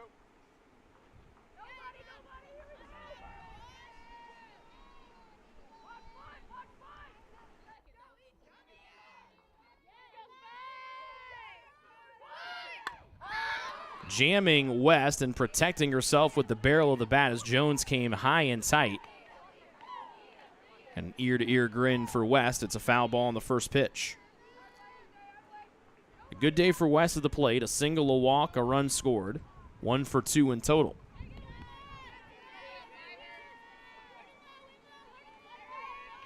(5-3) Taylor lead here in the bottom of the 6th. West shows a bunt after Boland worked a leadoff walk. 1 ball and 1 strike here for the senior shortstop.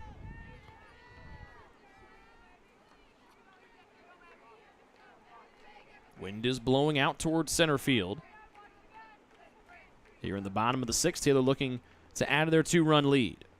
West, a bunt up the middle. Jones from the pitcher's circle over to first, and covering is the second baseman Turney for out number 1. Perfectly sacrificed bunt for West, and it moves Boland up into scoring position for Tannehill.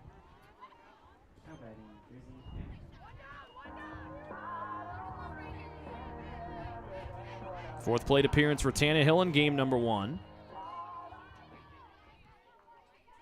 But Boland, the freshman, stands at second, trying to push the Taylor lead back to 3. Jones gets a swing and a miss on the outside part of the plate. Good pitch to the lefty Tannehill. 1 for 3 day for Jersey. Singled up the middle in the second. Has struck out and flown out today. Second one, fights it off. Nice jumping catch off the end of the glove by the shortstop Thrush. Boland quickly back to second to avoid the double play, but another stellar play defensively by the left side of the Spring Arbor defense. 2 gone for Rastetter.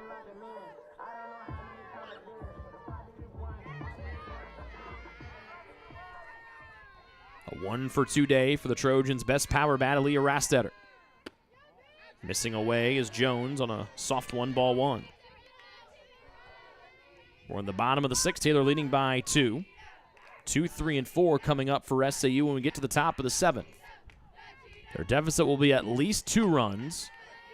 Rastetter trying to get another 2-out hit here. The Trojans got their first 7 hits today, all with 2 outs. 2-0 here to the center fielder, Rastetter. With Boland at second base. Now 3-0 to Rastetter with Kaylee Larkin waiting on deck.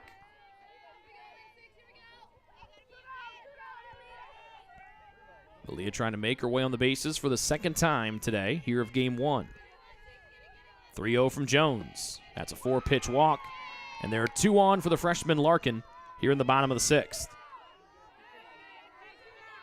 Third walk today allowed by Jones.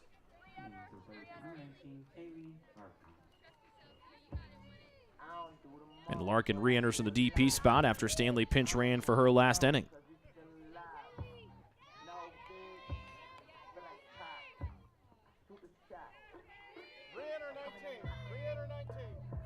So Larkin re-enters here. She's 1 for 3 today, reached on that inning-changing error that led to 4 runs for Taylor in the first. All came with 2 outs. Then set the table last inning with a single. Pop fly here towards shallow center. Going back is the second baseman Turney to make the catch, and the Trojans unable to get a 2-out hit. To the 7th we go. Taylor 3 outs away from their first home win of the year. They lead Spring Arbor by 2, 5-3 here on the Trojan Sports Network. Ivanhoe's has been serving Taylor students since 1965 when Ivan and Carol Slane purchased the restaurant. Located on Main Street, Ivanhoe's is less than a mile from the Taylor campus and is open 7 days a week. The menu features choices for lunch, dinner, as well as 100 different milkshakes and sundaes. Customers can find other dessert items as well. The staff is proud to support Taylor University and appreciates the support of Ivanhoe's through the years.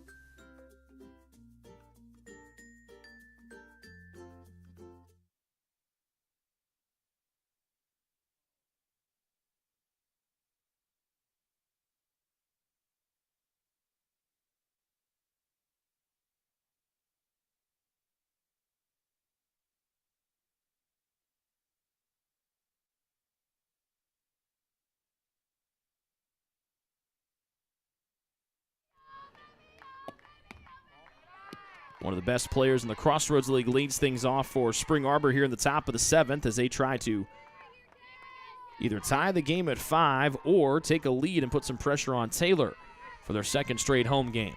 It's a 5-3 Spring Arbor deficit as they bat here in the top of the 7th, looking to trying to avoid dropping their second game in a row. The Trojans trying to snap a 2-game skid of their own, both here at home, and the second one against Indiana Tech last week. Taylor had a lead heading to the top of the 7th, much like they do here. But it was the Warrior offense that came through and scored 4 or 5 runs in the top of the 7th to flip a 7-4 lead into a deficit into a 9-7 lead. As Hamp fouls off the third one here to make the count 2-1. Hamp 1 for 3 today. Reached on a fielder's choice in the first and singled in the third. She leads things off in the top of the 7th with SAU trailing by a deuce. Rollover just past Lewis. Lehman at second. Fields fires, and they get Hamp out by about a half step. Hamp wheels for days out of that left-handed batter's box. But a second straight time that Hamp has grounded out to Lehman at second, and there's one gone in the 7th for Taylor, looking for their first home win of the year. An exciting game 1 to our doubleheader and a lid lifter for league play. Lewis squares off with a shortstop Thrush, who had a leaping, reaching catch for out number 2 in the bottom of the 6th that took a hit away from the Trojans. Thrush has made some nice plays at short today. Abby Funk in left field has made some twisting catches. And now Thrush trying to find her footing here at the plate. She's reached base safely once or twice here this afternoon on a fielder's choice and a walk. Second one, let her high, strike 1, 1 ball, 1 strike.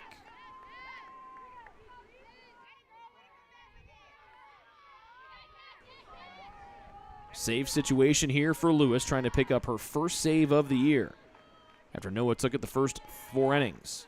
Third one, fouled off the end of the bat. Late swing from the righty Thrush. 1 ball, 2 strikes.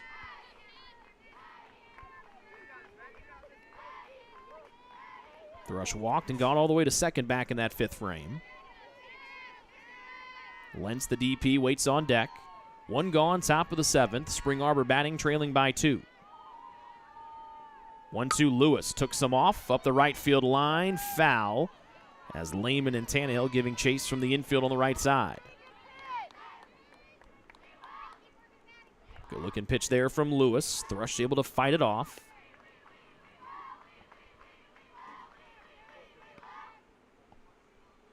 That softball not worthy for plays. It's been thrown to the Island of Misfit Toys. Fresh one given to the righty Lewis. She tries to retire Thrush for the first time today. She walked her in Lewis's first inning in the 5th. 1 on, nobody out, or 1 out, nobody on, excuse me. And the 1-1 misses upstairs, 2-2.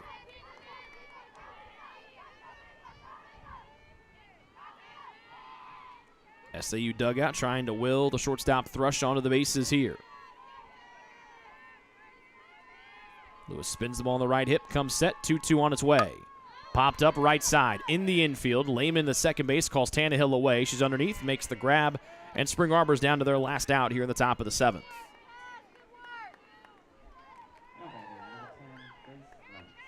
So it's the cleanup batter, the DP, Grace Lentz, the last one standing in the way of Taylor's first home victory of the year.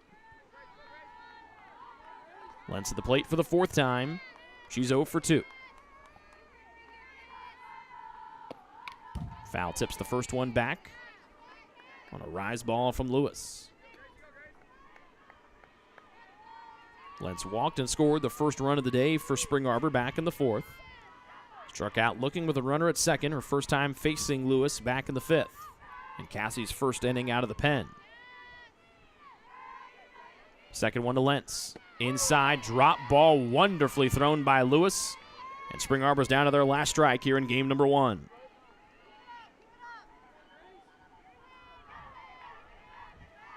Taylor's been oh so close to getting a 1-2-3 inning today. Lewis trying to finish the game off, seeing 3 up and then sending 3 down in the top of the 7th. The 0-2 to Lentz. Just a little bit low. Lentz would not nibble at it. It's 1-2.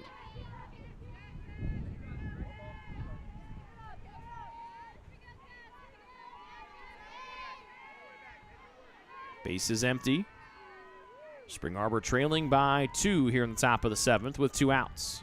The 1-2 from Lewis. Down the middle, got it looking for strike 3, and Lewis gets her first save of the season, and the Trojans win their first game here at home by a 5-3 final. 4:44 the end time. Taylor Ed women's basketball coach Jody Martinez will like that. He wore 44 in college. And the Trojans pick up their first win of the year, snapping a 2-game skid. We'll take a short break and come back with game number 2 in about 25 minutes. Here from Gudekunst Field at Taylor University.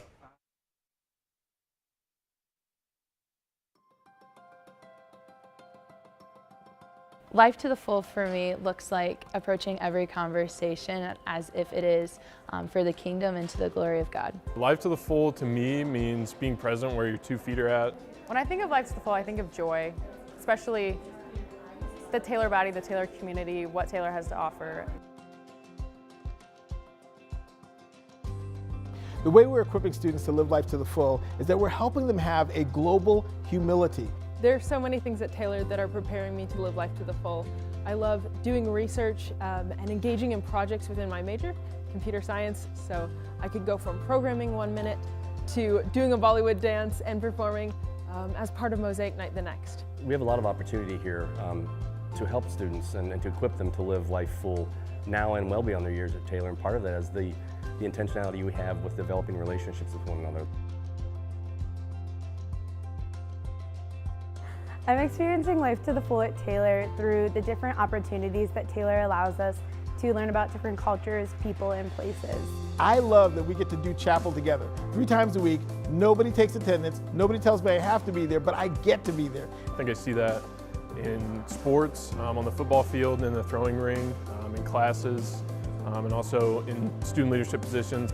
I experience life to the full at chapel because I get to play in a chapel band, and I get to sit up there and play piano and glorify God with one of my gifts. The community gives me a sense of life to the full in that I get to see students go through their 4 years here, develop as intellectuals and scholars, be prepared for their vocations, and go out into the world and influence the world for Christ.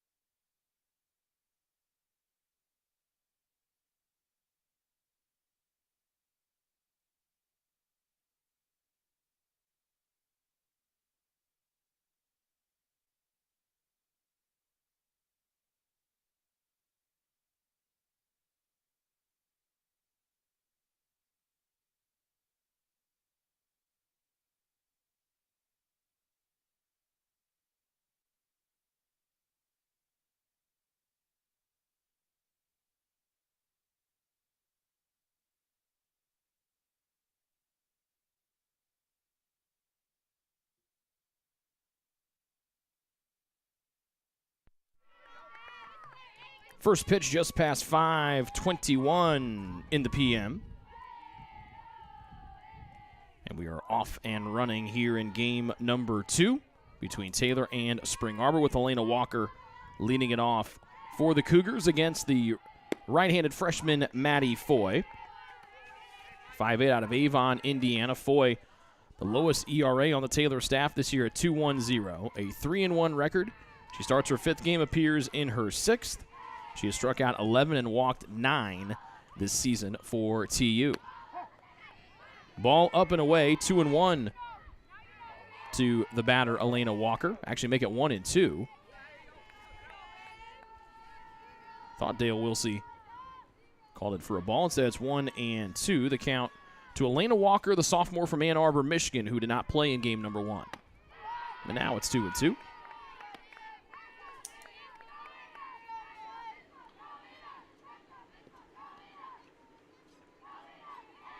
Spring Arbor lost game 1 to Taylor 5-3. It's the Trojans' first home win of the season. And it's now seen SAU take losses in their last 2 times out. Walker comes in batting .345, 10 for 29 with a double and 4 driven in.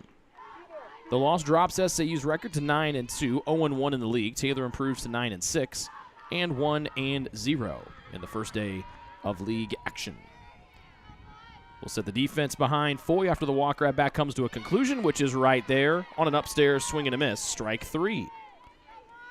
So Walker down on strikes. Here's the outfield. Meg Stanley in left, Aaliyah Rastetter in center, Caitlin Grimm in right. Brooke Sanchez gets the start at third base. We did not see her in game number 1. Emma West is at short, Livy Layman's at second, Jersey Tannehill at first, and Delaney McCreary is back behind the plate. Jessie Panshawd is catching in game number 1, and she bats out of the 2 spot here in game number 2 after being the leadoff batter in the opener. Panshawd got on base once on a hit by pitch, then grounded out her next 3 times up in the opener. That was won by Mackenzie Noah, giving Mac her 4th win of the season. And the save went to Cassie Lewis, her first save of the year. 1-1 here to the catcher Panshawd.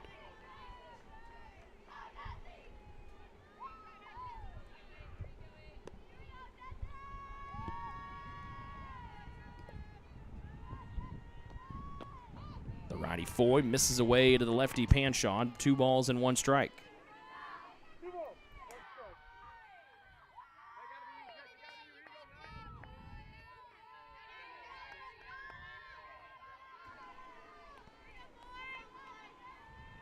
Top of the first, 1 out. The pitch hit towards center field, drops in shallow center for a 1-out single for Panshawd, and she gets her first hit of the day. And there's a runner on for SAU as they try to strike first here in the nightcap.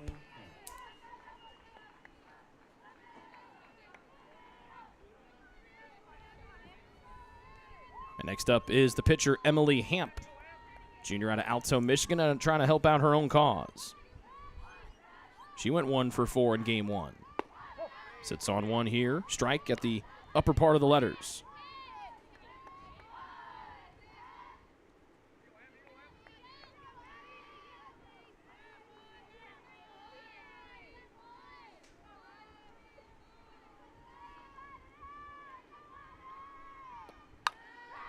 This one hit towards right center field, and it clears the right center field fence. Second home run of the year for Emily Hamp, and Spring Arbor strikes first. They lead 2-0 here in the top of the first inning.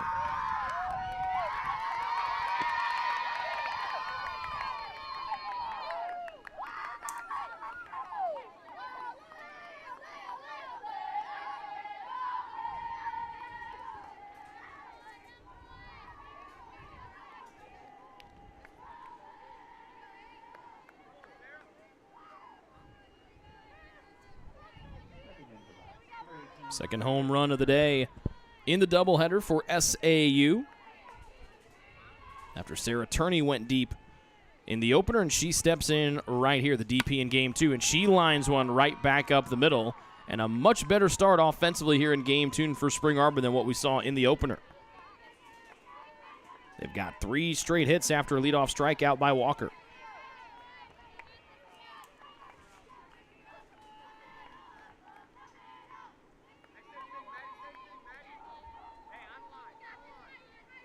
And that brings up the third baseman, Maddie Thrush, who played splendidly defensively at shortstop in the opener. Off speed from Foy and a much-needed strike number 1.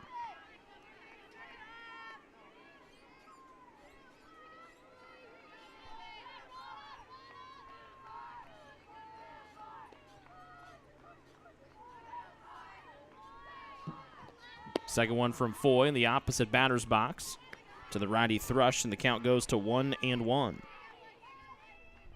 Taylor struck for 4 runs in the bottom of the first of game number 1. Spring Arbor has tacked on 2 here in the top of the first of game number 2 and looking for more with only 1 out and a runner at first. Third one to Thrush. She pops it up left side, West into shallow left. Meg Stanley comes in, makes the one-handed catch off of her left shoulder. And there's 2 gone here for Spring Arbor in the top of the first, leading by 2. It'll be Mackenzie Collins, the righty first baseman, trying to continue the fun at the top of the first with 2 outs here for the visitors.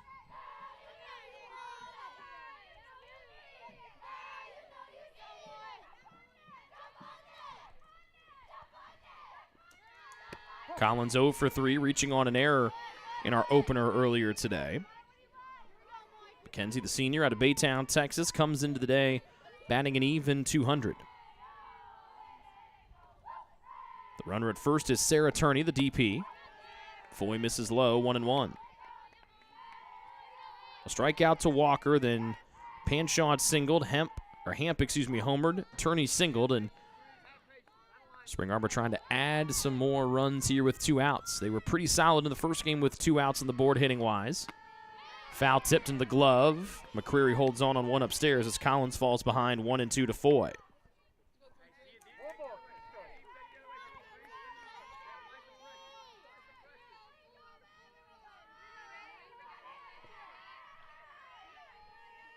Foy trying to limit the damage to just 2 here in the first. That nicked off the handle of the bat for Collins. Should have stepped out of the way, nicked that little circle at the bottom of the bat, and stays at 1 ball, 2 strikes.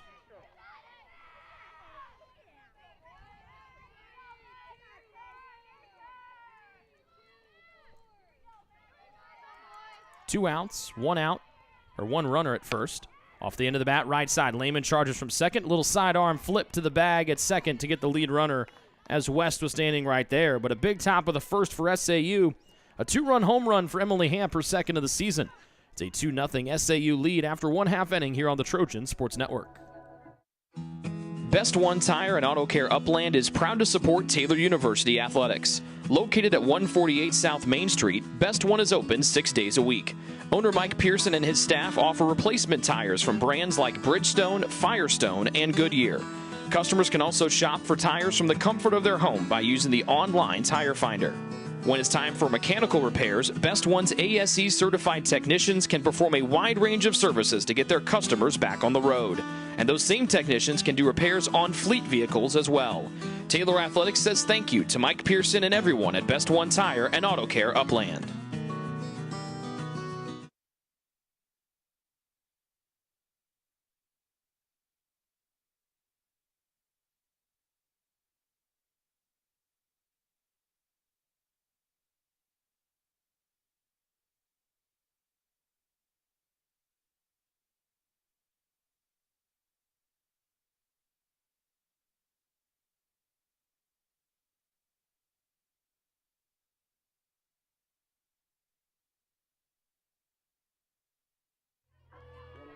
Junior righty Emily Hamp in the circle after being the starting center fielder in game number 1. She starts the bottom of the first with a 2-0 lead thanks to her own home run in the top half of the inning. And it's Emma West, Jersey Tannehill, and Aaliyah Rassetter, same 3 that led things off for Taylor batting-wise in our first game today. Hamp keeps a couple of pitches away. It's 2-0 to the lefty West. Hamp starting her 3rd game, did not get the decision in the season opener. A 1.84 ERA, 4 runs allowed, just 3 of them earned in those previous 3 appearances and starts. But it's 3-0 here to Emma West as she leads things off for Taylor. Just 2 walks allowed by Hamp here this season.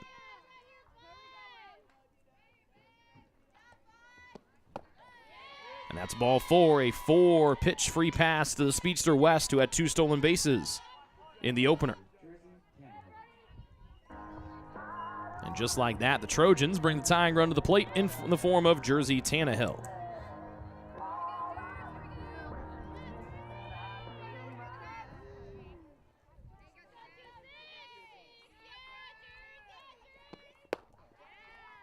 First pitch is a ball, and that's 5 out of the zone to start here by Hamp. And a quick time is called by her catcher, Jesse Panshot. The defense behind Hamp here in Game 2, Gabby Nafziger is in left. Matasia Cerrone's in center. Abby Funk moves over to right field after being the left fielder in the opener. Maddie Thrush moves to third base from short from Game 1. Peyton Grange comes off the bench to play short. Elena Walker off the bench, did not play in Game 1. She's at second. Mackenzie Collins back at first. As we mentioned, Panshawed behind the plate.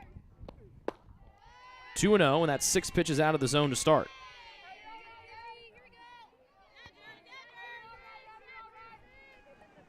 Tannehill 1 for 4, but it was Thrush who was shortstop at playing short in game number 1 that took a hit on a reaching full extension catch. And it's now 3-0 here to Tannehill, with Taylor down 2-0 in the bottom of the first. It was a 4-pitch walk to get West on the bases, and Tannehill on the verge of making it back-to-back 4-pitch walks to start the bottom of the first. And that's exactly what happens. So the tying runs are on. The go-ahead run is the young woman at the plate, Aaliyah Rastetter. And a quick time for Spring Arbor head coach Deb Thompson in her 37th season to come out and chat with the infield. Be sure to like the Trojans on Facebook and follow TU on Twitter and Instagram to catch all the latest news, scores, videos, photos, and more. Simply search Taylor Trojans on Facebook and Twitter, and Taylor U Trojans, that is thus the letter U, not Y-O-U, on Instagram to join one of the largest social media networks in the NAIA.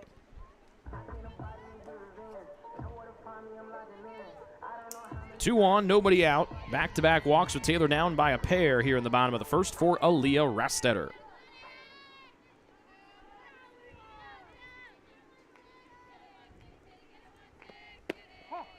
And a strike down the middle, much needed here by Hamp after the first 4 were all out of, or first 8 were all out of the zone. Rastetter 1 for 3 in the opener, got on base twice. Sits back on one high here, and she has the count leveled up at a ball and a strike. Aaliyah, the junior out of Frankton, Indiana, the starting center fielder here in her 3rd season at TU after being a left fielder predominantly. Hard hit towards right field, trying to find the gap, and she does. Drops it in front of Abby Funk in right. Rastetter hustling into second, and now we've got a conglomerate of folks over at third base, and now Rastetter is going to try to beat everybody back to first, and thankfully for her, she was flying around first base as Tannehill stopped at second. West held up at third, and then it was almost too many people in one zip code. Thankfully for Rastetter, nobody back there at first, so she's able to make the easy jog back over to the first bag. But now they're loaded up for the DP, Kaylee Larkin, as the Trojans try to strike back here in the bottom of the first after watching Hamp, the pitcher, go yard in the top of the first. Bases full, nobody out for Larkin, the freshman DP. First one, inside corner, Larkin takes for a strike.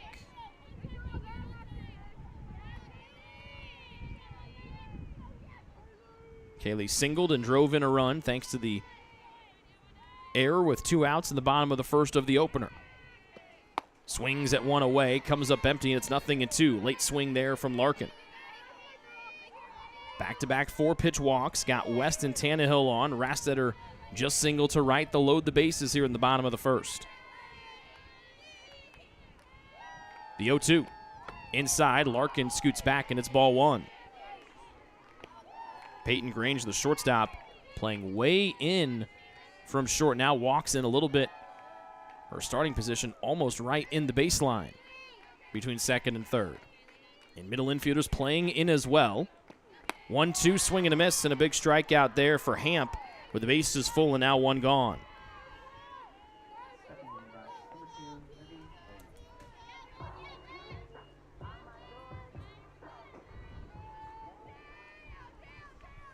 One gone for Livy Lehman, the second baseman here in the bottom of the first. Upstairs for a ball.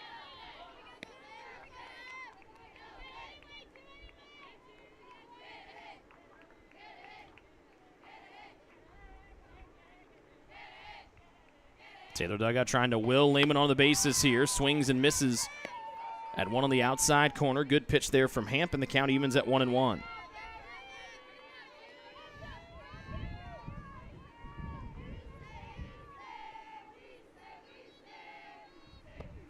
Lehman, the freshman, fouls the 1-1 back, and she falls behind 1-2. Livy was 1 for 2 in game one with a double and scored a run.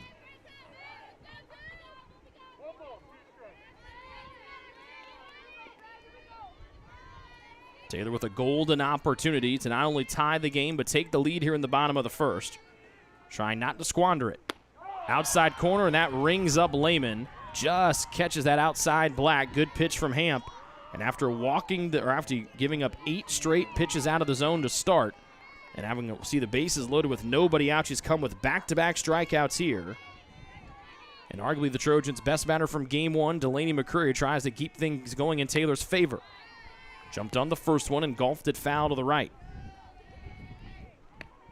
McCreary had a big game number one, drove in 3 of the Trojans' 5 runs with her 2 doubles, going 2 for 3.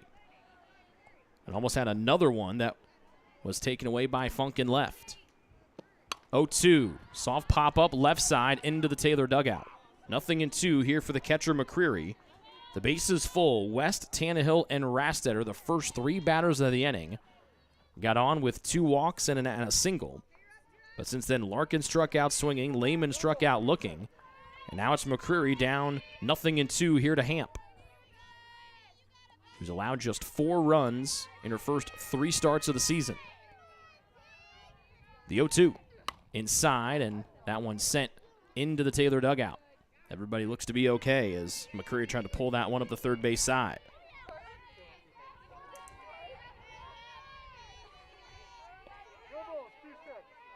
Still 0-2.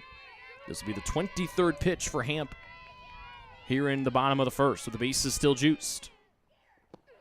McCreary pops it up. Foul territory, third base side. Thrush comes in, and it's in and out of her glove.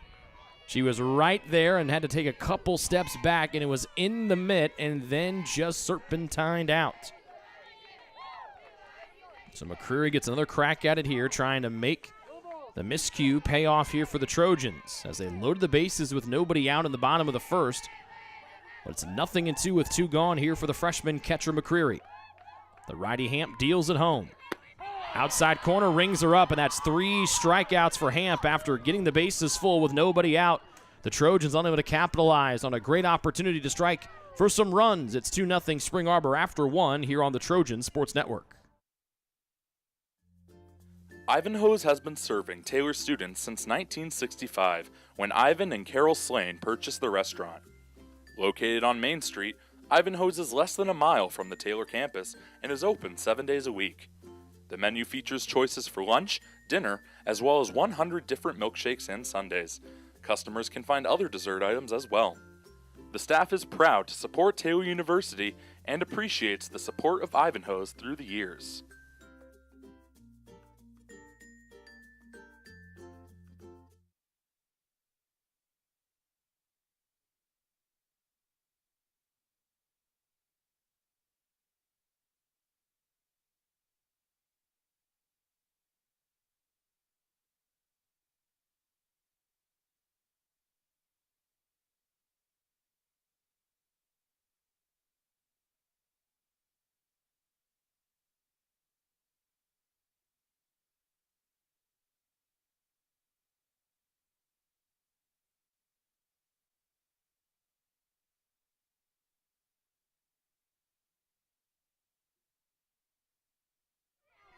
The pride of Flat Rock, Michigan, Matasia Cerrone, leadoff batter here to start the top of the second. And it's a called strike in there from Maddie Foy. 2-0 the Spring Arbor lead as they try to split the doubleheader here with Taylor on the first day of Crossroads League play across the conference. Taylor loaded them up with nobody out and could not get anything through as Hamp struck out the next 3 batters she faced. And everybody was left on the base paths. And it remains a 2-zip SAU lead as we are just underway here in the second. Cerrone, a .571 average in her first 8 games played of her college career. This is her 5th start. She's down in the count 0-2. She came on as a pinch runner in game number 1. Foy's off speed, just a hair high. It's ball 1. Bottom third of the order up for SAU with Grange and Abby Funk to follow. Cerrone with a double and a home run coming into action today. Bouncing in short, 2-2.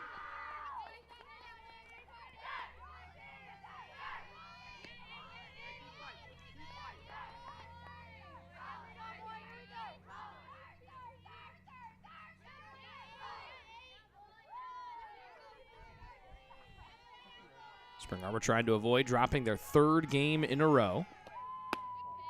And Foy misses upstairs. The count is full, 3-2. A couple of those pitches have been close to being strikes back in the first inning. Zone a little bit tighter here in inning number 2. Righty versus righty matchup to start off our second inning of play. Payoff from Foy. Golfed, shallow, right side. Tannehill comes in from first for the first out.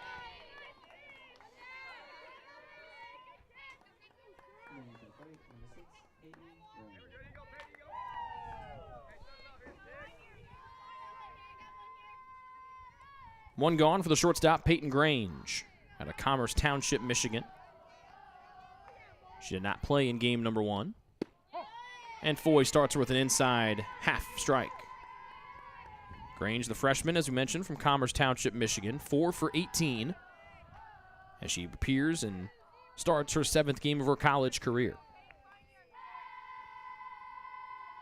Game number 12 on the year for SAU. First 9, the first 10 all came down in Florida. They're back up here to the north. A little too much snow up at Spring Arbor. This doubleheader is supposed to be played yesterday in Michigan, but that northern snow moved it up here. Back to the center circle. Foy picks it up, and she tosses to first. That's a 1-3 putout. 2 gone in the top of the second with SAU's lead still at 2.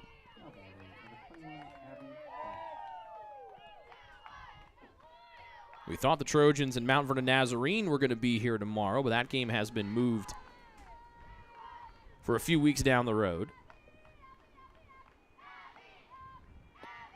Abby Funk. Foy knocks it down in the circle, picks it up, tossing to first. That's a 1-2-3.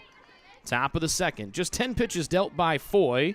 And we head to the bottom of the second with Taylor still down 2-0 here on the Trojan Sports Network.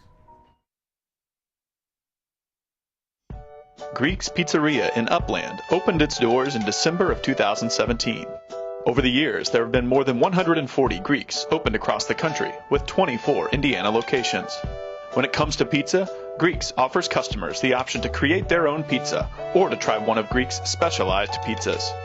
Greeks uses fresh, homemade, hand-tossed dough, Greek's Italian sauce, select blended cheeses, gourmet toppings, and the same method of preparation since the first restaurant opened in 1969.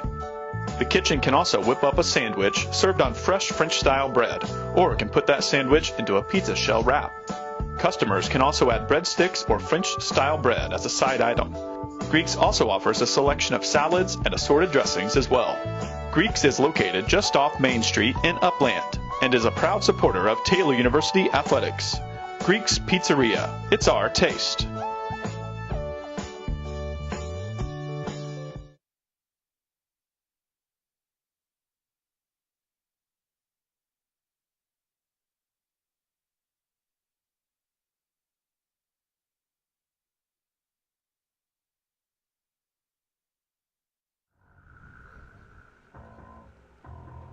Looks like the right calf of the pitcher, Emily Hamp, a little bit tight as Maddie Thrush comes in and tries to help stretch that out a little bit for her pitcher. Bottom third of the Taylor order up here in the bottom of the second, and it's a strike 1 to start things here for Grimm. But again, Hamp still favoring that right calf muscle. Something must have happened when she was warming up as Taylor athletic trainer Patience Ramsey jogs onto the field as Spring Arbor head coach Deb Thompson out there to take a look at the multi-time all-league pick Hamp.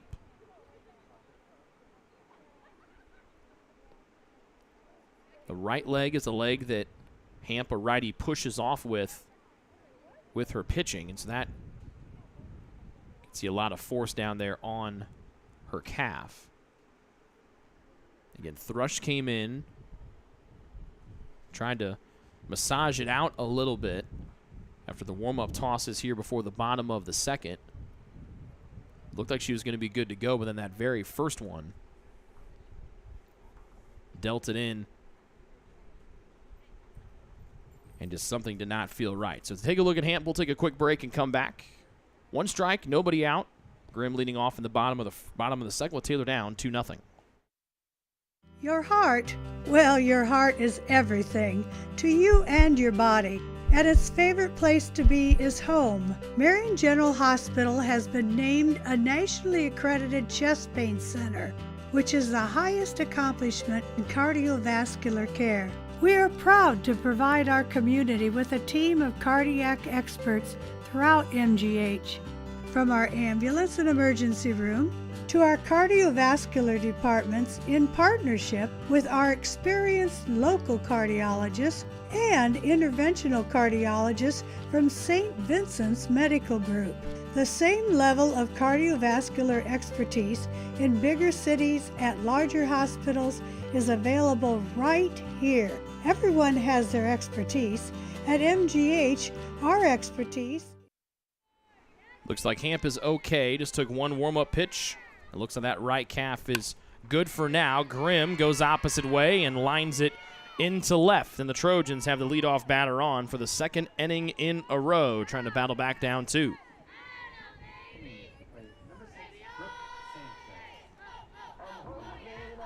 Time is called as Taylor head coach Jessica Brown, her third season as a head coach, walking in from the third base coach's box. And it looks like the Trojans are going to bring in Madison Standridge to run for Grimm over at first. So a little small ball might be happening here. Standridge, the fastest player on the Trojan roster. She gets a little warm-up hop in, and Standridge comes in to get Brooke Sanchez.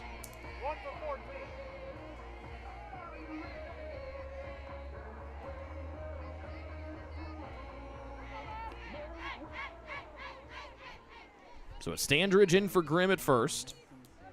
And Sanchez at the plate, 2 for 10, starting the third game of her freshman season. Squares a bunt up the third base side. Scooped by Thrush. Throws to first where it's covered by Walker. Back over to second as Standridge had gotten off the bag.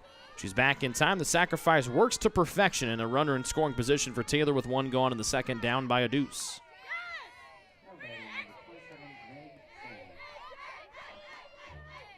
Now the cheering section in left field where the Stanley family resides. Joined by Jeff Clayton. Those Stanleys are always making friends out here. And you'll see their pride and joy. Meg step in, the sophomore from Middletown, Indiana. Inside for a ball.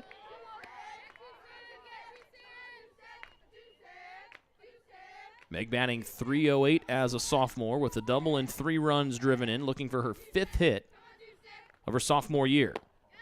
Low at the shoe top, Standridge taking healthy leads off of second. 2-0 here to Stanley. Meg, plenty of power during her high school days. Did not see a lot of time last year with a veteran late in outfield. Turns on one here, misses it, and it's 2-1. Was an offensive powerhouse back at Shenandoah High School and trying to get that to turn over here in her second season in college. Leadoff single for Grimm. Standridge now runs for her at second. Off the end of the bat, Stanley lifts it foul. 2-2 to Stanley, batting out of the 9 spot here in game number 2. She's the tying run of the plate with Taylor down 2-0 in the bottom of the second of game 2. Hamp rocks and fires. This one high. Standridge. Another big lead off of second. Just in case that ball got away from Panshaw, the catcher. It's a short backstop behind home plate, but if you get a good enough jump, you can kind of hedge your bet and make your way up an extra base. Payoff pitch Stanley. Line drive to the gap in right center field. An RBI single for 27 in white Meg Stanley as Standridge races around from second, and the Trojans back to within 1.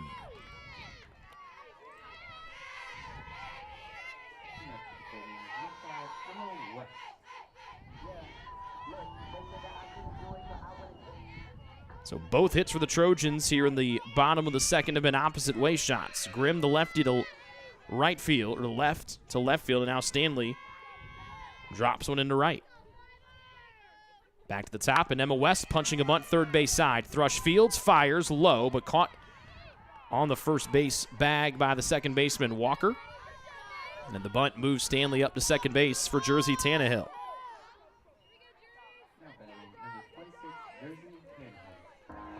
And West with her great speed, it would not have been shocking to see her beat that throw out. But a good job by Thrush, who was a starting shortstop in Game 1, moving over to third here in Game 2. The lefty Tannehill just off the plate. Panshaw tried to bring it back across and could not. Tannehill walked. She was the second of the two batters to get 4 pitches out of the zone to start the bottom of the first from Hamp.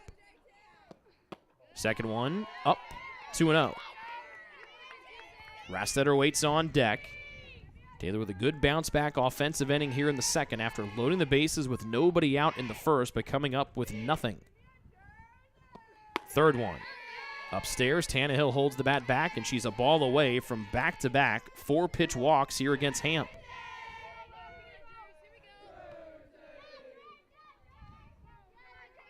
Good walk, just 2 people coming in. She's walked 2 so far. 3-0 finds the corner, 3-1 away from the lefty Tannehill. Jersey 1 for 4 in the opener. Stanley the tying run at second base. 3-1, trying to go opposite way, catches one of the support poles holding the net up behind home plate.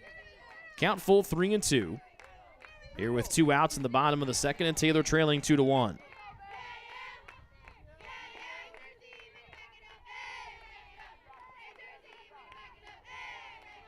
Payoff pitch to Tannehill. Swings and misses at one on the outside corner. Hamp gets her third, make it her 4th strikeout of the day, and the Trojans able to scratch out a run, though. They trail 2-1 as we head to the third here on the Trojans Sports Network. Ivanhoe's has been serving Taylor students since 1965, when Ivan and Carol Slane purchased the restaurant. Located on Main Street, Ivanhoe's is less than a mile from the Taylor campus and is open 7 days a week.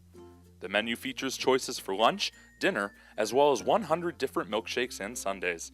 Customers can find other dessert items as well. The staff is proud to support Taylor University and appreciates the support of Ivanhoe's through the years.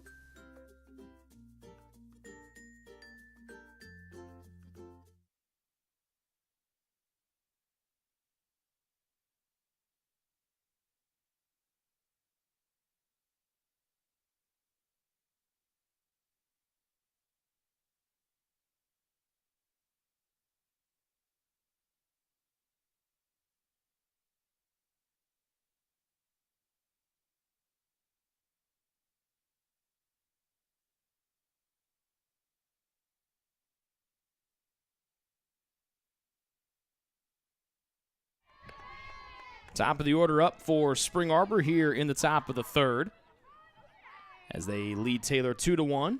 Elena Walker, Jessie Panshon, and Emily Hamp. Walker struck out her first time up.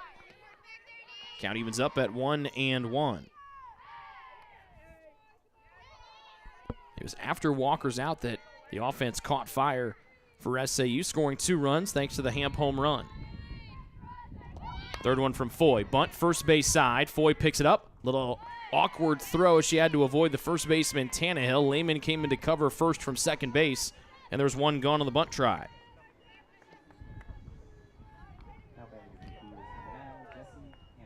Good placement there for the righty Walker up the first base line. And Foy was able to reach it before Tannehill would had to have fielded and then turned 180 degrees back to first. Foy starts off Panshaw, the lefty, with a strike. She singled up the middle and then was brought home on the Hamp home run. Top of the third, 1 gone, nobody on, a 2-1 Spring Arbor lead. Pops it up. West comes in, Rastetter from center calls her off, and the junior makes the catch in shallow center. 2 up and 2 down. That is now 6 in a row, or 5 in a row, retired here by Foy. But the only run-producing hit stepping into the box here, it's Emily Hamp, the pitcher. Drilled an 0-1 pitch over the center field fence for her second home run of the season. Trying to prevent SAU from getting their second 1-2-3 inning in a row.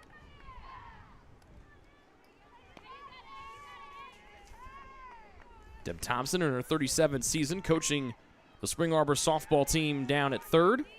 Her assistant coach Evan Ziegler over at first. Hamp, the junior, batting .500 when the day began today. Liner diving and snagged by a diving Emma West at short.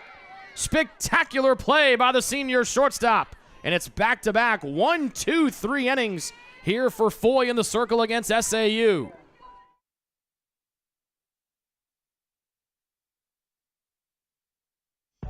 Greek's Pizzeria in Upland opened its doors in December of 2017.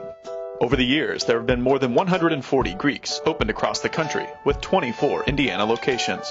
When it comes to pizza, Greeks offers customers the option to create their own pizza or to try one of Greek's specialized pizzas. Greeks uses fresh, homemade, hand-tossed dough, Greek's Italian sauce, select blended cheeses, gourmet toppings, and the same method of preparation since the first restaurant opened in 1969. The kitchen can also whip up a sandwich served on fresh French-style bread, or it can put that sandwich into a pizza shell wrap. Customers can also add breadsticks or French-style bread as a side item. Greeks also offers a selection of salads and assorted dressings as well. Greeks is located just off Main Street in Upland and is a proud supporter of Taylor University Athletics. Greek's Pizzeria, it's our taste.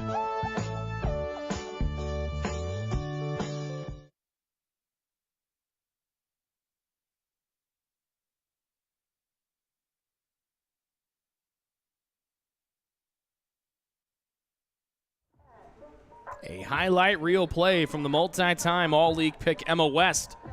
Diving a line drive and ripping it out of the air at short ends the top of the third. And Foy has calmed down in a big way in the Taylor circle, getting back-to-back 1-2-3 innings. And her offense trying to pick her up with Taylor down one here in the bottom of the third. Middle third of the Trojan order up. Rastetter puts one towards center, circling back, jumping and using every last inch of her extension is Matasia Cerrone in center. Spring Arbor doesn't have the heights out there on their roster, but Cerrone pushing 5'10", and you had to jump up and snag that one from the track as Rastetter put a charge into it. One pitch and one out. Here's the DP, Kaylee Larkin. This is the start of the 3 straight strikeouts that Hamp dealt to end the bottom of the first. As Larkin puts one into right field. Abby Funk barely asked to move, makes the catch. That's 2 pitches in, 2 outs here for the Trojans in the bottom of the third.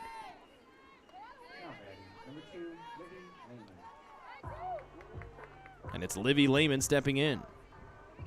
Taylor, a much more aggressive approach here in the bottom of the third against Hamp, with both Rastetter and now Larkin trying to jump on the first ones that Hamp gives them. Lehman takes one at the letters for a called strike one. Liv struck out looking for the second out back in the first. We're in the bottom of the third. Taylor down by 1. Lehman got one near the knees and golfed it out of play. 0-2.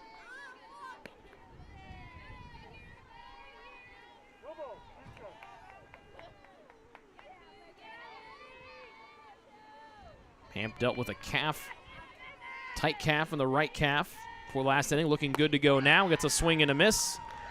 And Hamp deals 5 pitches in the bottom of the third, and Taylor down in order. We head on our way to the fourth. Spring Arbor still leading Taylor 2-1 here on the Trojan Sports Network.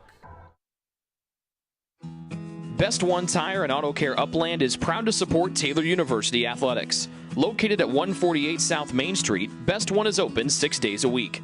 Owner Mike Pearson and his staff offer replacement tires from brands like Bridgestone, Firestone, and Goodyear. Customers can also shop for tires from the comfort of their home by using the online tire finder. When it's time for mechanical repairs, Best One's ASE certified technicians can perform a wide range of services to get their customers back on the road. And those same technicians can do repairs on fleet vehicles as well. Taylor Athletics says thank you to Mike Pearson and everyone at Best One Tire and Auto Care Upland.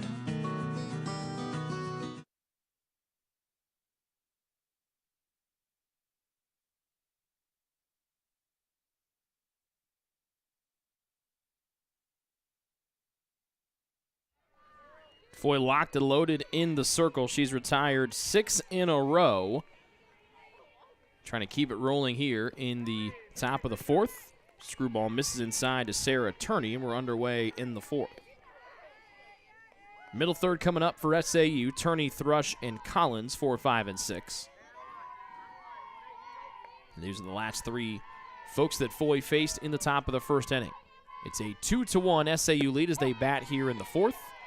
And Foy comes back and evens it up at 1-1 on the inside corner.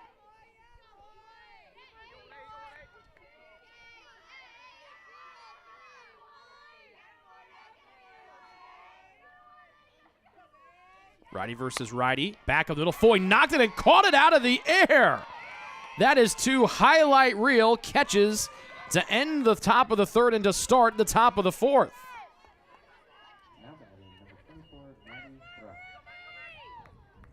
And whoever Maddie Foy's roommate is just shouted at the top of her lungs to let everybody know that they're proud to be Foy's roommate.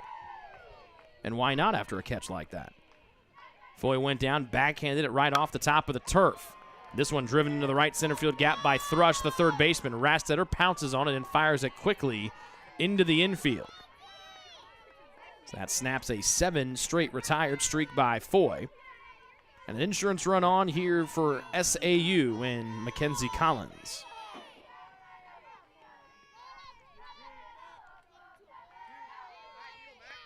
For the lowest ERA for the Trojans on the year. 2-1-0 for the 5'8 freshman righty. First one high to Collins, ball 1.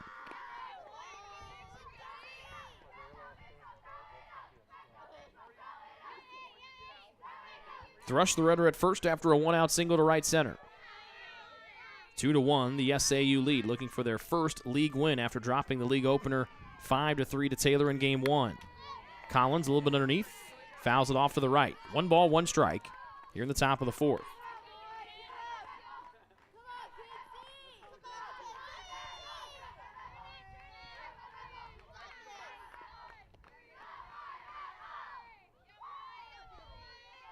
Foy a deep breath and comes home. Collins pops another one up. This one, a wonderful catch by the Spring Arbor dad in the very top row. That ball snuck over the top of the netting for strike 2. 1 on, 1 out, top of the fourth. Spring Arbor batting, leading 2-1. 1-2 from Foy. Off speed, and Collins chopped at it and missed it upstairs. Second strikeout of the day for Foy, and there are 2 gone in the fourth for Spring Arbor.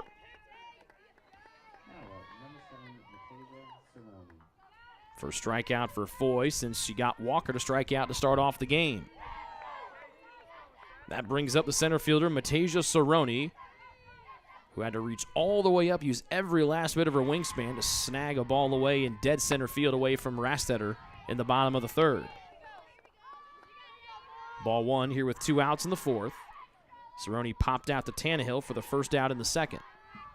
She was the first of what became 7 straight retired by Foy. Before the Thrush single, she stands now at first. A few batters ago. Foy fires up high, misses. It's 2-0. 2-1, the SAU lead. They'd scored 2 in the first. To duplicate what Taylor did in the first game, where the Trojans scored 4 in the first and made that stick to the finish line. Third one to Cerrone. Misses the letters over the heart of the plate, 3-0.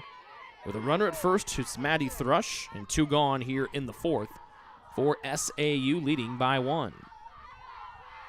Sun setting back to our left, casting long shadows across the dirt infield here at Goodekoonts Field. Fourth one to Cerrone, belt high, taken the whole way for strike 1.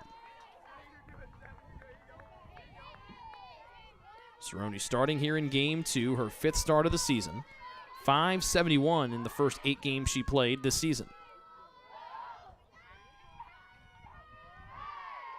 3-1. Inside, just at the knees on the inner corner to the righty. 3-2 on the called strike.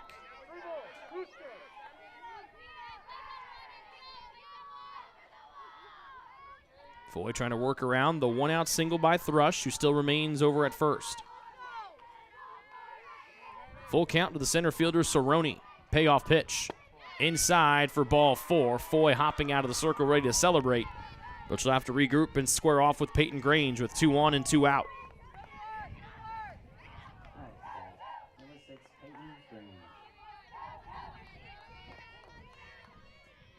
First walk allowed by Foy today. And now it's Grange trying to add to this one-run lead for SAU here in the top of the fourth. Pops it up left side. West from short foul territory. It's Stanley who just took her eyes off of it and it popped in and out of her mitt. The Stanley cheering section ready to celebrate beyond the left center field fence, but will have to wait for one more. We'll see if SAU can take advantage as Grange has new life breathed into her at bat. Just off of Stanley's left shoulder. Popped in and out of her glove. So just a strike to Grange, who's 0 for 1 today. She sends this one in the air to right in Grimm. And the senior makes a snag for out number 3. So Foy works around a 1-out single and a 2-out walk. We're halfway home in game number 2. Spring Arbor still leading Taylor by 1, 2-1 here on the Trojan Sports Network. Join the Trojan Club today and support Taylor student athletes 12 months a year. The Trojan Club has 4 different levels of membership for you to choose from. Each level receives complimentary season tickets, while the Athletic Director's Circle and Trojan MVP levels receive gifts from the athletic department. Over the years, members have helped supply the funds for a sports information position, purchasing equipment for teams and the athletic training staff, and providing broadcasts of Trojan athletics like the one you're enjoying right now. With the support of alumni and friends, the Taylor combination of spiritual growth, outstanding academics, and a highly competitive intercollegiate athletic program can continue. To join, call 765-998-4331 or log on to TaylorTrojans.com and click on the Trojan Club tab at the top of the homepage. The Trojan Club, supporting Taylor University students.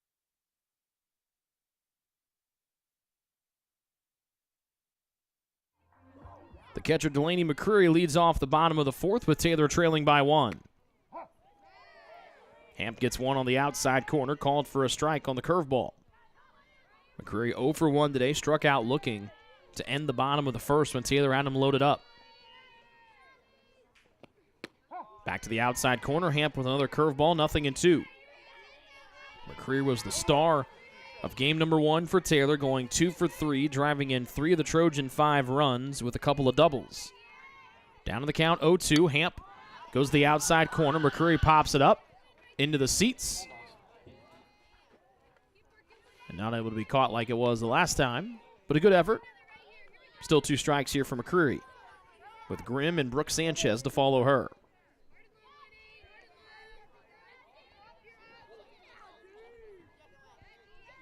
McCreary started the day at .231 average.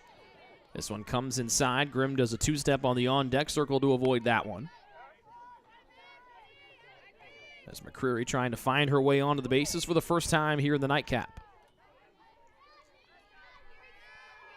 Open righty stance for the freshman. The righty Hamp comes home. 0-2.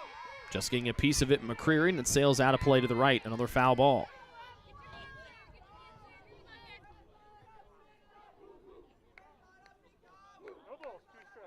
McCreary, the 5'5 freshman from North Vernon, Indiana.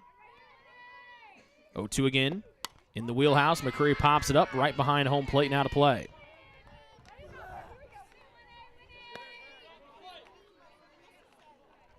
After fouling off 3 to the right, McCreary popped that one straight back. Here comes pitch number 7 as Hamp went back-to-back curveballs, got 2 looking strikes on the outside corner. This one way in the opposite batter's box. Great eye from McCreary to get a ball. Taylor has gotten the leadoff batter on 2 out of 3 times here in game number 2. McCreary trying to make it 3 out of 4.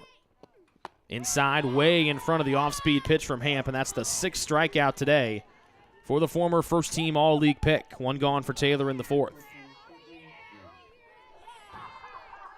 So McCreary 0 for 2 with a couple of strikeouts. That'll be Caitlin Grimm. Tasked with trying to get the tying run on the bases here for the Trojans in the bottom of the 4th. Low from Hamp, 1-0. Again, good to see Hamp has put whatever was going on with her right calf before the start of the second inning behind her. Grimm, bouncer left side. Scooped off the bounce by Thrush at third to first for out number 2.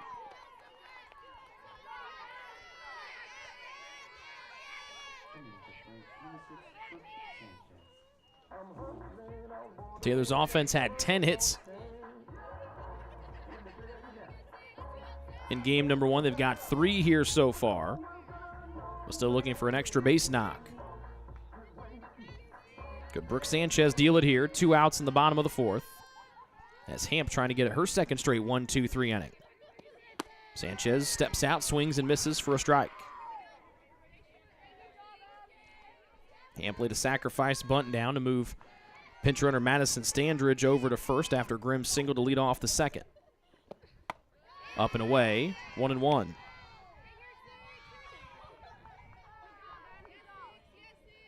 Taylor with the win in game 1, moved to 9-6. It was their first win at home this season after dropping the first 4. Third one, Sanchez off the handle of the bat, fouled up and back, 1-2.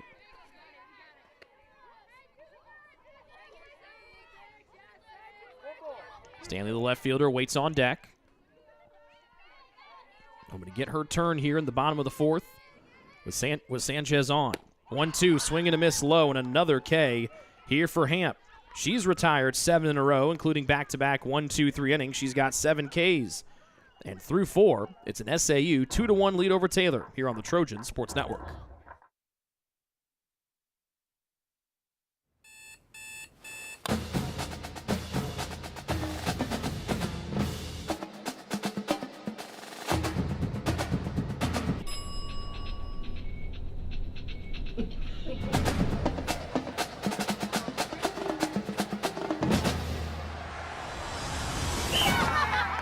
When you need the fuel to be your nephew's #1 fan, Holiday Inn Express. We're there, so you can be too.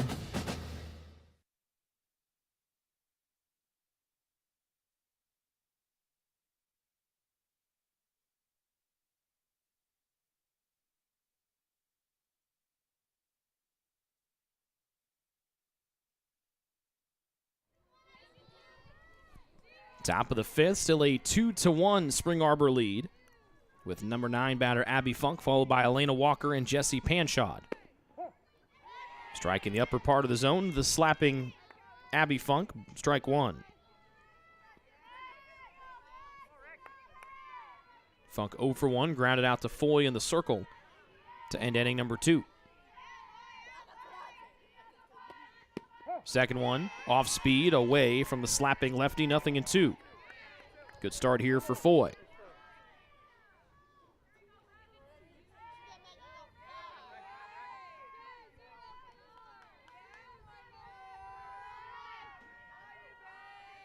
Third one from Foy.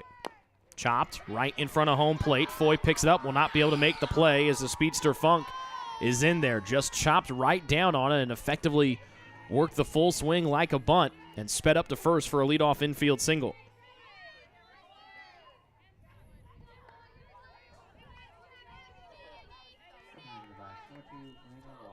Back to the top of the order, and Elena Walker. Really good adjustment there from Funk after Foy had dealt 2 low pitches over the heart of the plate. Made a great adjustment and chopped it down.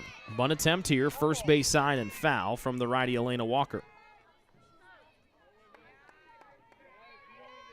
Top of the 5th, a 2-1 Spring Arbor lead. So they try to split the league opening doubleheader after dropping the opener 5-3.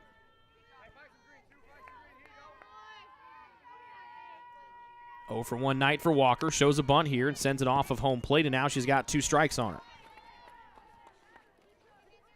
Tried to bunt her way on in the 3rd and was retired by Foy, so Walker 0 for 2. Including the strikeout back in the 1st. Walker, the sophomore righty out of Ann Arbor, Michigan. So not playing game number 1, comes into the day with a .345 average. 2-strike pitch, leans back at 1 on the hands, ball 1. Panshaw, the catcher, waits on deck. A leadoff single by Funk has her and her speed over at first. Foy checks the pitch sequence on her left forearm, and Walker fouls off the 1-2.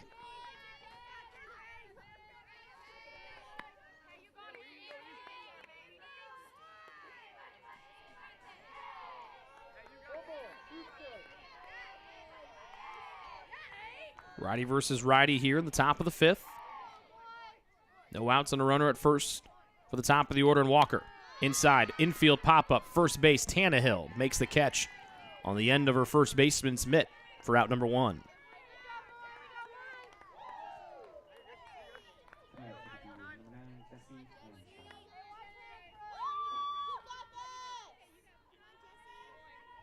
A nice out there for the Trojans, keeps the runner at first. And now Foy's got to deal with the lefty catcher, Jesse Panchod. Floats one in, almost got the right elbow of Panchod. Ball 1.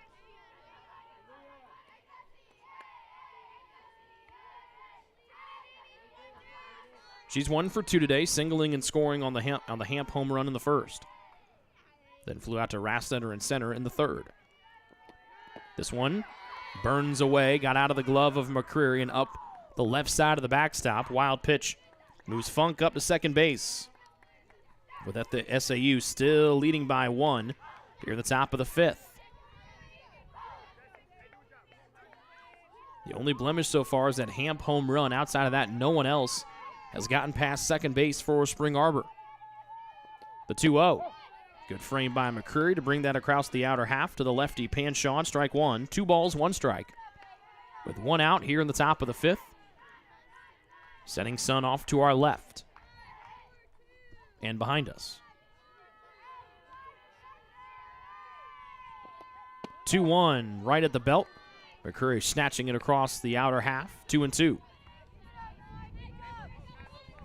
McCreary advanced beyond her freshman class at framing pitches, and you saw it right there on the last 2 offerings from her classmate Foy. Insurance run stands at second. 2-2 home. Off speed high, full count.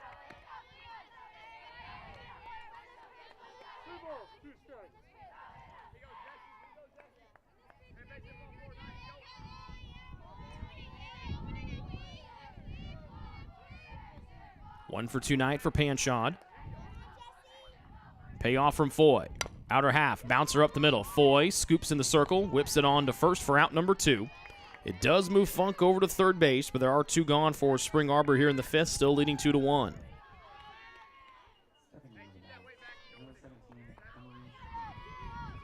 And Emily Hamp's fingerprints have been left all over this game tonight, both in the circle and here at the plate, as Taylor head coach Jessica Brown calls time and brings the infield in. Hamp's 2-run home run with 1 out in the top of the first are the only runs that Spring Arbor has scored today. And she's kept Taylor's batters off balance. She's retired 7 in a row, including back-to-back 1, 2, 3 innings on the back of 7 strikeouts. So Hamp doing everything for SAU here in game number 2. It looked like she was going to have another hit up the middle, but it was robbed by a diving Emma West from short. She's got Abby Funk standing at third. 2 outs in the top of the 5th, and Spring Arbor still out front 2-1 thanks to the Hamp home run. First one from Foy, keeps it away in the opposite batter's box to the lefty Hamp, 1-0.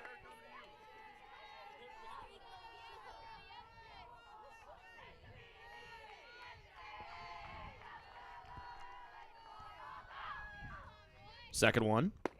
Good frame from McCreary on the outer half. Strike 1. Foy took a little bit off of that one. Pitcher versus pitcher showdown here with 2 outs in the top of the 5th. Foy trying to keep her team tailored within 1. Good frame by McCreary. That one was destined for off the plate, but McCreary snatched it across. 1-2. She has been saving a handful of strikes for her pitcher Foy here in the top of the 5th. 1 ball, 2 strikes to Hamp with a runner at third. Off the end of the bat, fouling out of play.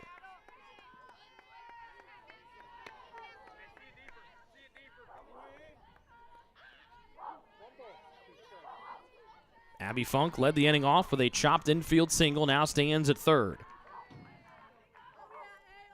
Second 1-2 pitch from Foy. Hamp off the end of the bat, just out of the outstretched jumping effort of West at short. And Hamp gets the better of West this time and drives in Funk from third. And SAU's lead grows to 1, 3-1 with every run for the Cougars coming off the bat of their pitcher Hamp today in Game 2.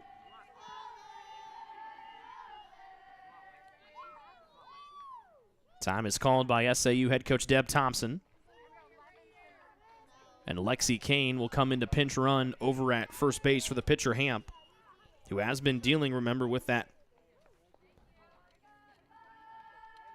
right leg injury dating back to the second inning in the circle.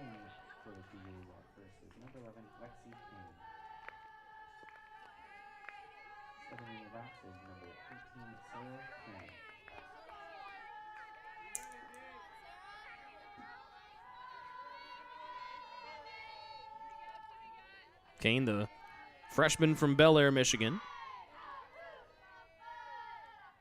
And the batter is the DP, Sarah Turney. Foy misses low and in, ball one. So a key 2-out hit here for SAU has got them some breathing room in the top of the fifth, now leading by 2. Turney 1 for 2 tonight. Singled back in the first, and then was robbed on a soft line out on a backhand catch by the pitcher Foy in the circle. Pops this one up to the right side. Tannehill called off by Lehman, who makes the catch a couple steps into foul territory. But another RBI for Emily Hamp, the pitcher, makes it a 3-1 SAU lead as we head to the bottom of the fifth here on the Trojan Sports Network. What limits you? Too small, too old, insecure, broken. You have no limits.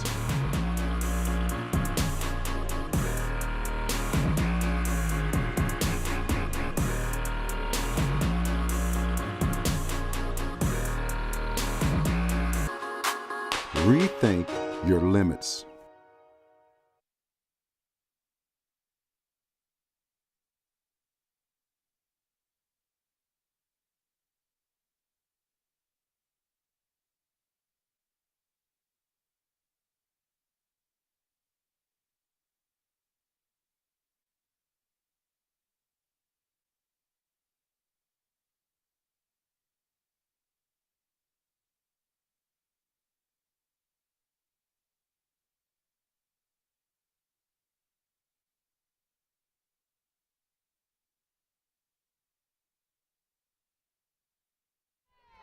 The number 9 batter, the left fielder Meg Stanley, leads off the bottom of the fifth with Taylor back down by 2. Stanley golfs the first one out of play to the right. Stanley's the only run producer for the Trojans here in game number 2. RBI single into right field in the second brought Taylor to within 1. She tries to lead things off in a positive way in the bottom of the fifth. Fights the second one back, 0-2.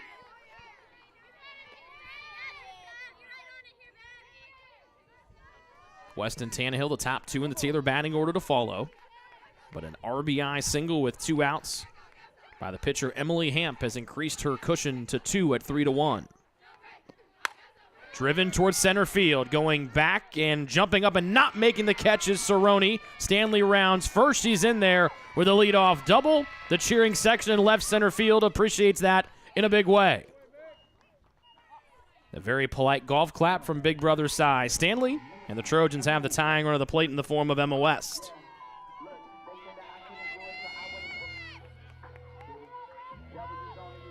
First extra base hit for the Trojans today. Stanley's got half of Taylor's 4 knocks. And now it's the leadoff batter, Emma West.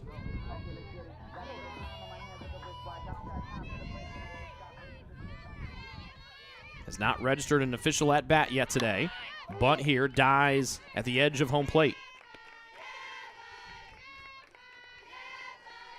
So West the tying run here. Taylor trying to get right back into it after Hamp increased the lead, the Taylor deficit to 2 in the top of this fifth frame. Taylor won game 1 5-3 as the Trojans try to sweep the opening Crossroads League doubleheader. Outside corner, misses 1-1. The slapping West trying to get on here and draws the corner infielders. Thrush from third, Collins from first every time she shows that bunt. Third one from Hamp. Punch bunt. Foul off the plate, 1-2. There is a big gap in right center field if West could pull one there.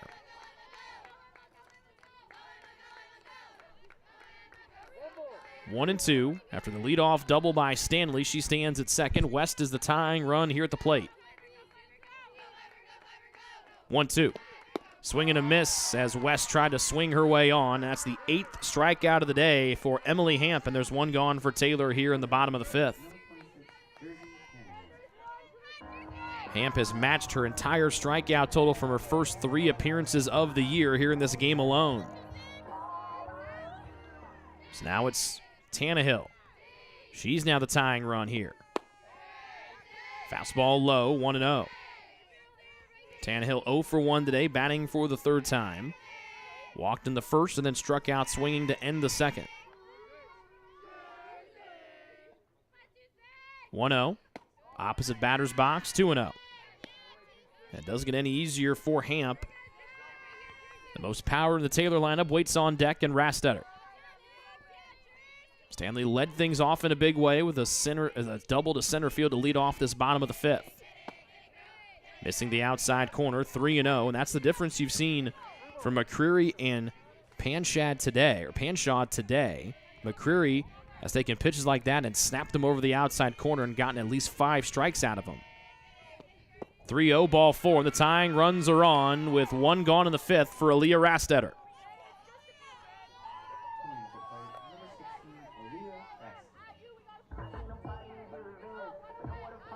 Third walk today allowed by Hamp. All of them have been 4 straight pitches out of the zone. So here's Rastetter, the go-ahead run at the plate in the bottom of the 5th. First one from Hamp, a fastball at the belt, taken the whole way for a strike. Aaliyah 1 for 2 tonight, single to right in the first, and then it was Cerrone in center.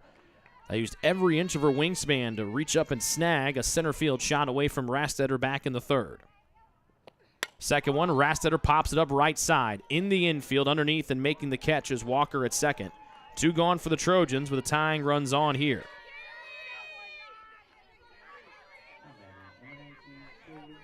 When Hamp has needed to make the big pitches, she has done exactly that here today.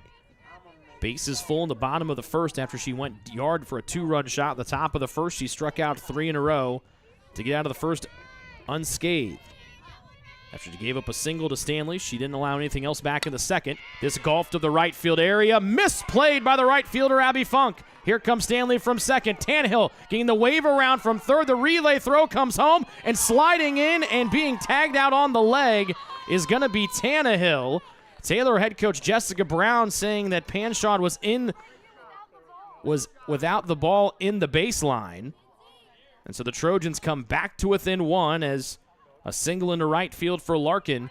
Tannehill got the wave around from 3rd, but a good relay in from the right side of the Spring Arbor defense. We head to the 6th with Taylor still down by 1, 3-2. What limits you? Too small, too old, insecure, broken. You have no limits.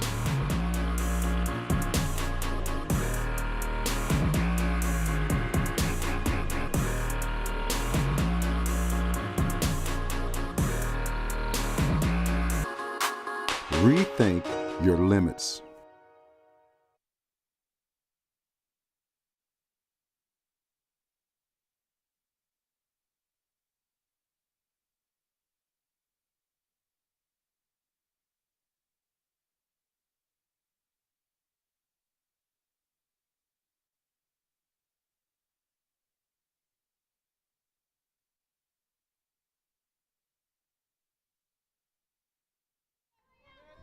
Larkin with an RBI single, but the tying run thrown out at the plate. So Taylor gets back to within 1 as we head to the final 2 innings of play here in game number 2. First pitch hit towards the right center field gap. Aaliyah Rastetter, great jump, makes the catch back over her head as she hustles over from center field. 1 pitch and 1 out as Maddie Thrush retired for the 2nd time today. 1 gone for the first baseman, Mackenzie Collins, with Matasia Cerrone to follow her. 3-2 the SAU lead as the 2nd pitch is popped up. Back to Rastetter in center. Much easier for work for her this time as it's right to her. Makes the catch above her head. And that's 2 pitches and 2 outs here in the top of the 6th. So Cerrone trying to start a 2-out rally for SAU as they lead 3-2. Time is called as a towel tucked between the chain links and the SAU dugout has to be removed, and it is very rapidly by first base coach Evan Ziegler. Off speed, nice drop ball from Foy, so she won't get the 3 pitches, 3 outs. As Cerrone takes that one on the inside part of the plate for a strike. She's 0 for 1 tonight, walking her last time up. 2 outs, top of the 6th, nobody on. Foul ball out of play, 0-2.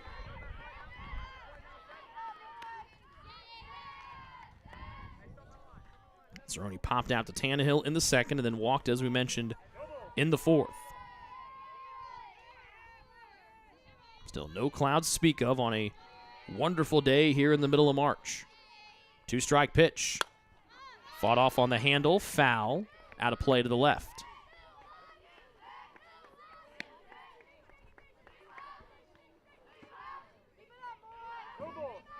Spring Arbor trying to avoid dropping 3 in a row, including the first 2 of league play here against Taylor. 2 strikes on Cerrone. The 4th offering from Foy, lined up the middle. Knocking it down on the run as West fires to first for out number 3. And West almost had that one pop out of her mitt, but it's the 3rd 1-2-3 inning dealt by Foy today. We go to the bottom of the 6th with the Trojans back down by 1 here on the Trojan Sports Network. Best One Tire and Auto Care Upland is proud to support Taylor University Athletics. Located at 148 South Main Street, Best One is open 6 days a week. Owner Mike Pearson and his staff offer replacement tires from brands like Bridgestone, Firestone, and Goodyear. Customers can also shop for tires from the comfort of their home by using the online tire finder. When it's time for mechanical repairs, Best One's ASE certified technicians can perform a wide range of services to get their customers back on the road. And those same technicians can do repairs on fleet vehicles as well. Taylor Athletics says thank you to Mike Pearson and everyone at Best One Tire and Auto Care Upland.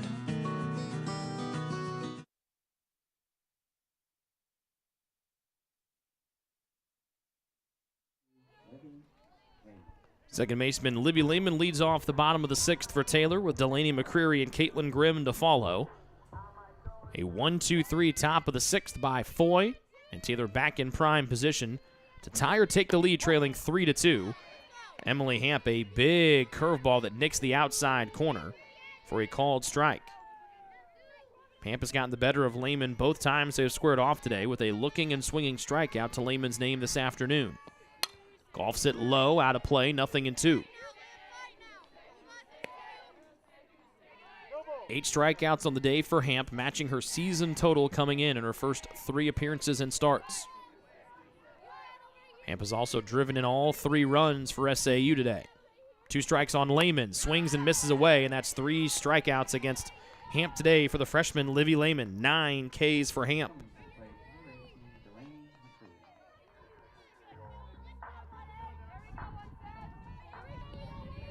And Hamp has also got 2 strikeouts to the batter here, Delaney McCreary. Goes after the first one low, fouls it, 0-1. McCreary had 3 RBI and 2 doubles and a 2-for-3 showing in the opener. But a different ball of wax here against the multi-time All-League pick, Emily Hamp. First team All-League pick after her freshman season. The junior just sneaks a second one just over the bat on another foul tip by McCreary. No balls, 2 strikes. Here in a fast-moving bottom of the 6th. With Taylor down 3-2, they've trailed the whole way today after the Hamp 2-run home run to get things going in the top of the 1st. McCreary, left side, bounced, fumbled with it, Thrush gets it back low, throw, reaching and snagging it is Collins, as that ball just beat McCreary to the bag by about a step and a half. 2 gone for the Trojans here in the bottom of the 6th.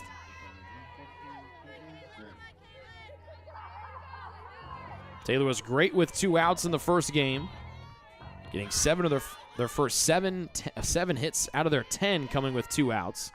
They have not had the best success with 2 outs here against Hamp. Below the knees, ball number 1. 2 runs, 5 hits for Taylor, no errors. 3 runs, 6 hits, no errors for the leading SAU Cougars. Grimm lays off a second one, 2-0. Caitlin singled in the second. Standridge came in to run for her and scored. Grimm grounded out in the 4th. Connects one here, pokes it through the left side, a 2-out singles. Got the tying run on for Taylor in the bottom of the 6th.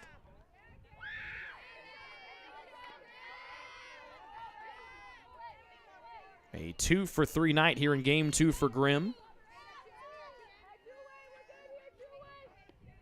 After going 2-for-3 in the opener. And now it's the freshman Brooke Sanchez trying to move Grimm around here with Taylor down 3-2.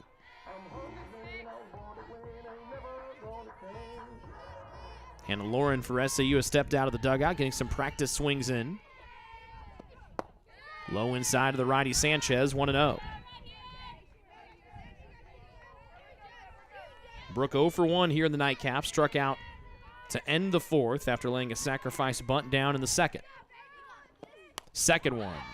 Jams her on the handle, lifts it foul, strike 1.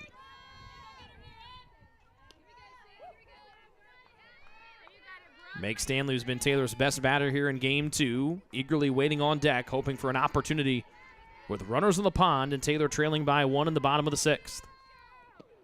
Sanchez fights one off on the inside, fouling it back. 1 ball, 2 strikes. 2 swings here from Sanchez. It had just been an inch or 2 away from being hit aggressively into play. Bottom of the 6th, 2 outs. Grimm the tying run over at first. 1-2. Sanchez almost chased one high and away. Thought better of it. 2-2. That out pitch from Hamp up and away to the righties for Taylor has been almost deadly every time she's thrown it today. 2-2. Sanchez chases one high, and Hamp gets her 10th strikeout of the day, and the Trojans leave the tying run over at first. We're on to the 7th with Spring Arbor still in front by 1, 3-2 on the Trojan Sports Network. It's true. Many of us spend more time thinking about what's for dinner than thinking about retirement. But if you think your retirement needs deserve more attention, we agree, and we'd like to help. Your local Edward Jones financial advisors, Ryan Jones, Mark Sieglin, and Rob Sisson, can help you get started today. They are proud corporate partners of Taylor University Athletics. Edward Jones, making sense of investing.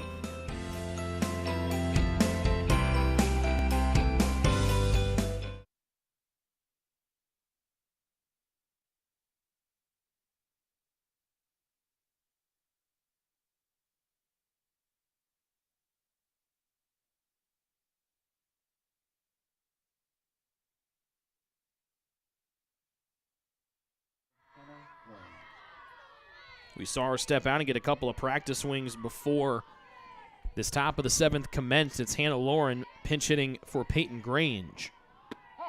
And a strike to start things here. It's a 3-2 SAU lead as we start playing the top of the 7th.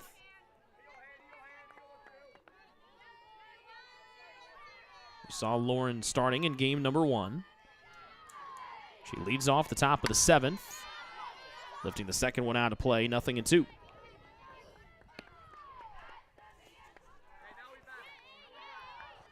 Lauren was 1 for 2 in her 3 plate appearances. Scored a run as well. But it's been all Emily Hamp. 10 strikeouts in the circle, a 2-run home run in the 1st, and an RBI single in the 5th with 2 outs. And SAU in front 3-2. Check swing. Lauren goes around, and it's a strikeout for Foy, her 3rd, and a good start to the 7th for TU and their freshman pitcher. That turns things over to the right fielder, Abby Funk, who singled to lead off the 5th and then was driven in by Hamp.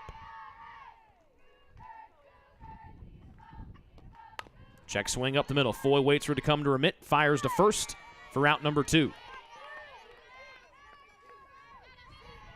1 for 3 night for Funk, and now it's the top of the order and Elena Walker. If you're Foy, a 1-2-3 inning would be golden here. You don't want to have to deal with Panshot and then Hamp behind her. It's been the Hamp show today. 2 for 3 is driven in all 3 runs, as we mentioned, in the 10 strikeouts in the circle. First one by Walker, fouled away.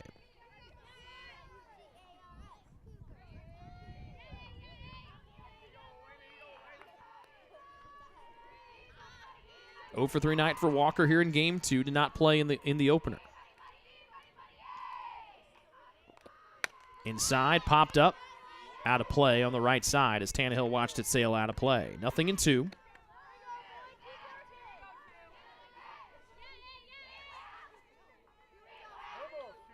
Taylor will like how they'll start the bottom of the 7th.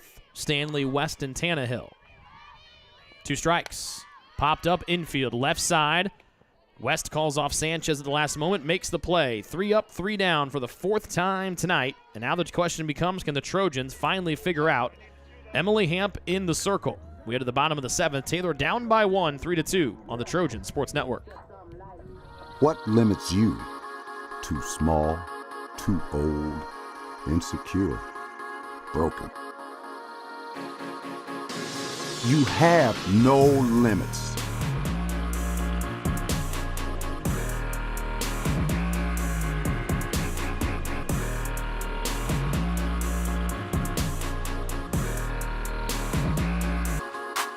Rethink your limits.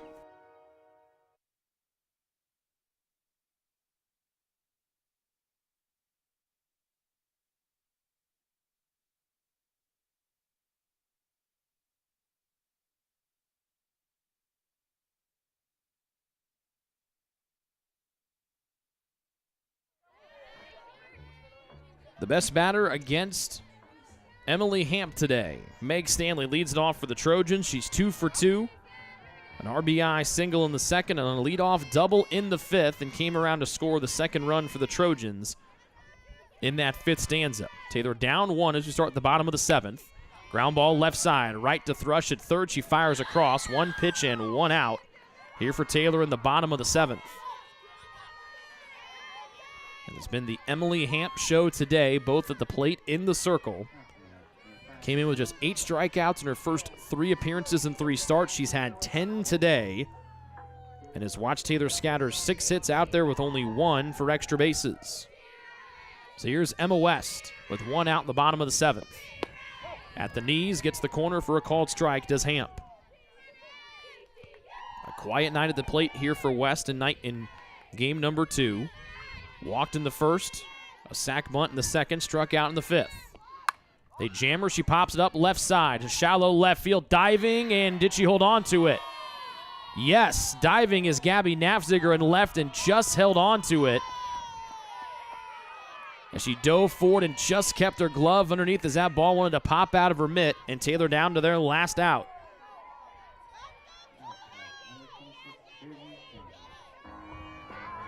We've seen that left field area play tricks on folks throughout the day. And the last woman standing for the Trojans is Jersey Tannehill with 2 outs in the bottom of the 7th. Taylor loaded the bases with nobody out in the 1st, trailing 2-0. Nothing came of it. And if the score holds here, the Trojans will look back at that offer in the bottom of the 1st as a big reason why they would end up on the wrong side of the score here tonight. But still life left as the first one from Hamp to Tannehill's the ball. Second one, blitzes the out, just gets that outside corner for a called strike, 1-1. Tannehill has walked twice today against Hamp, struck out the other time. Righty versus lefty, third one to Tannehill. Swings at one low in the way, and Tannehill would want to have that one back. 1 ball, 2 strikes, as Hamp looks for her 11th strikeout of the day after striking out just 8 in the first 3 games she appeared in this season. The former first-team All-League pick starting to find her rhythm here. The 1-2 home. Off the end of the bat, Tannehill stays alive with a foul ball straight back. 2 outs, bottom of the 7th, nobody on. Taylor down by 1. They've trailed the whole day by nothing more than 2. The 1-2 again from Hamp. Tannehill, left side, 1 bounced into the glove of Grange from short and across. And that's out number 3. Hamp picks up her 2nd win of the season, dealing 10 strikeouts today as the Trojans drop game 2, 3-2. It's a doubleheader split to start off Crossroads League play. We'll take a break and come back with the Ivanhoe's postgame show. That's next on the Trojan Sports Network. Life to the full for me looks like approaching every conversation as if it is for the kingdom and to the glory of God. Life to the full to me means being present where your 2 feet are at. When I think of life to the full, I think of joy, especially the Taylor body, the Taylor community, what Taylor has to offer.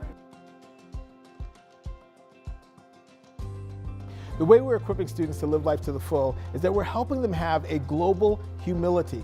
There are so many things at Taylor that are preparing me to live life to the full.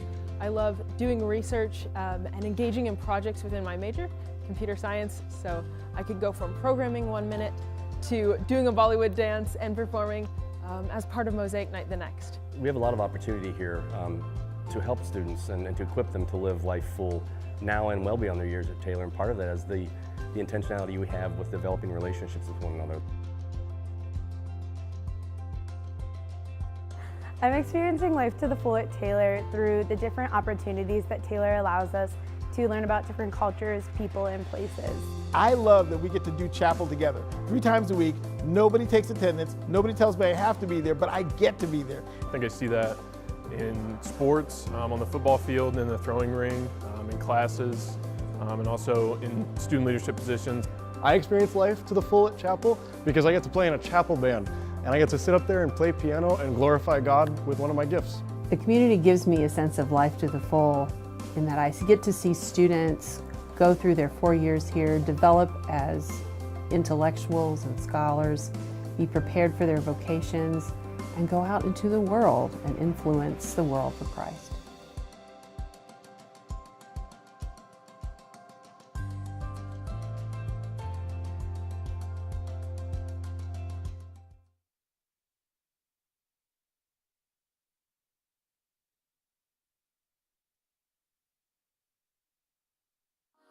What limits you?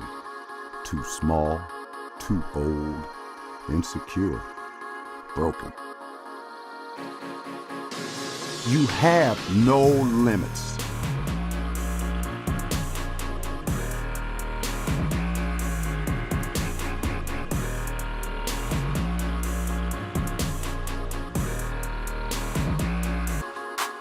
Rethink your limits.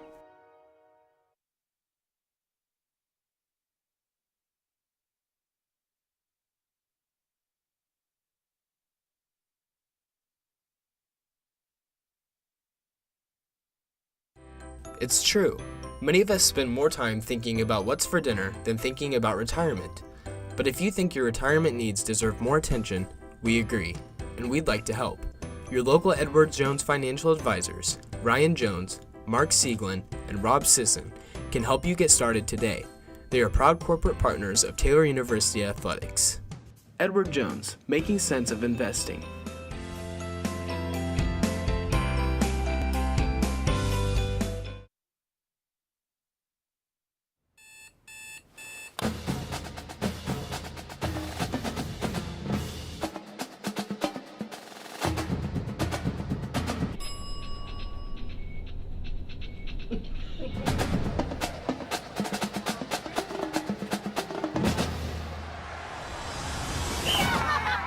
When you need the fuel to be your nephew's #1 fan, Holiday Inn Express. We're there, so you can be too.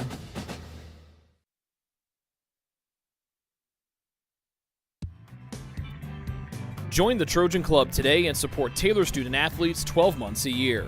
The Trojan Club has 4 different levels of membership for you to choose from. Each level receives complimentary season tickets, while the Athletic Director's Circle and Trojan MVP levels receive gifts from the athletic department. Over the years, members have helped supply the funds for a sports information position, purchasing equipment for teams and the athletic training staff, and providing broadcasts of Trojan athletics like the one you're enjoying right now. With the support of alumni and friends, the Taylor combination of spiritual growth, outstanding academics, and a highly competitive intercollegiate athletic program can continue. To join, call 765-998-4331 or log on to TaylorTrojans.com and click on the Trojan Club tab at the top of the homepage. The Trojan Club, supporting Taylor University student athletes.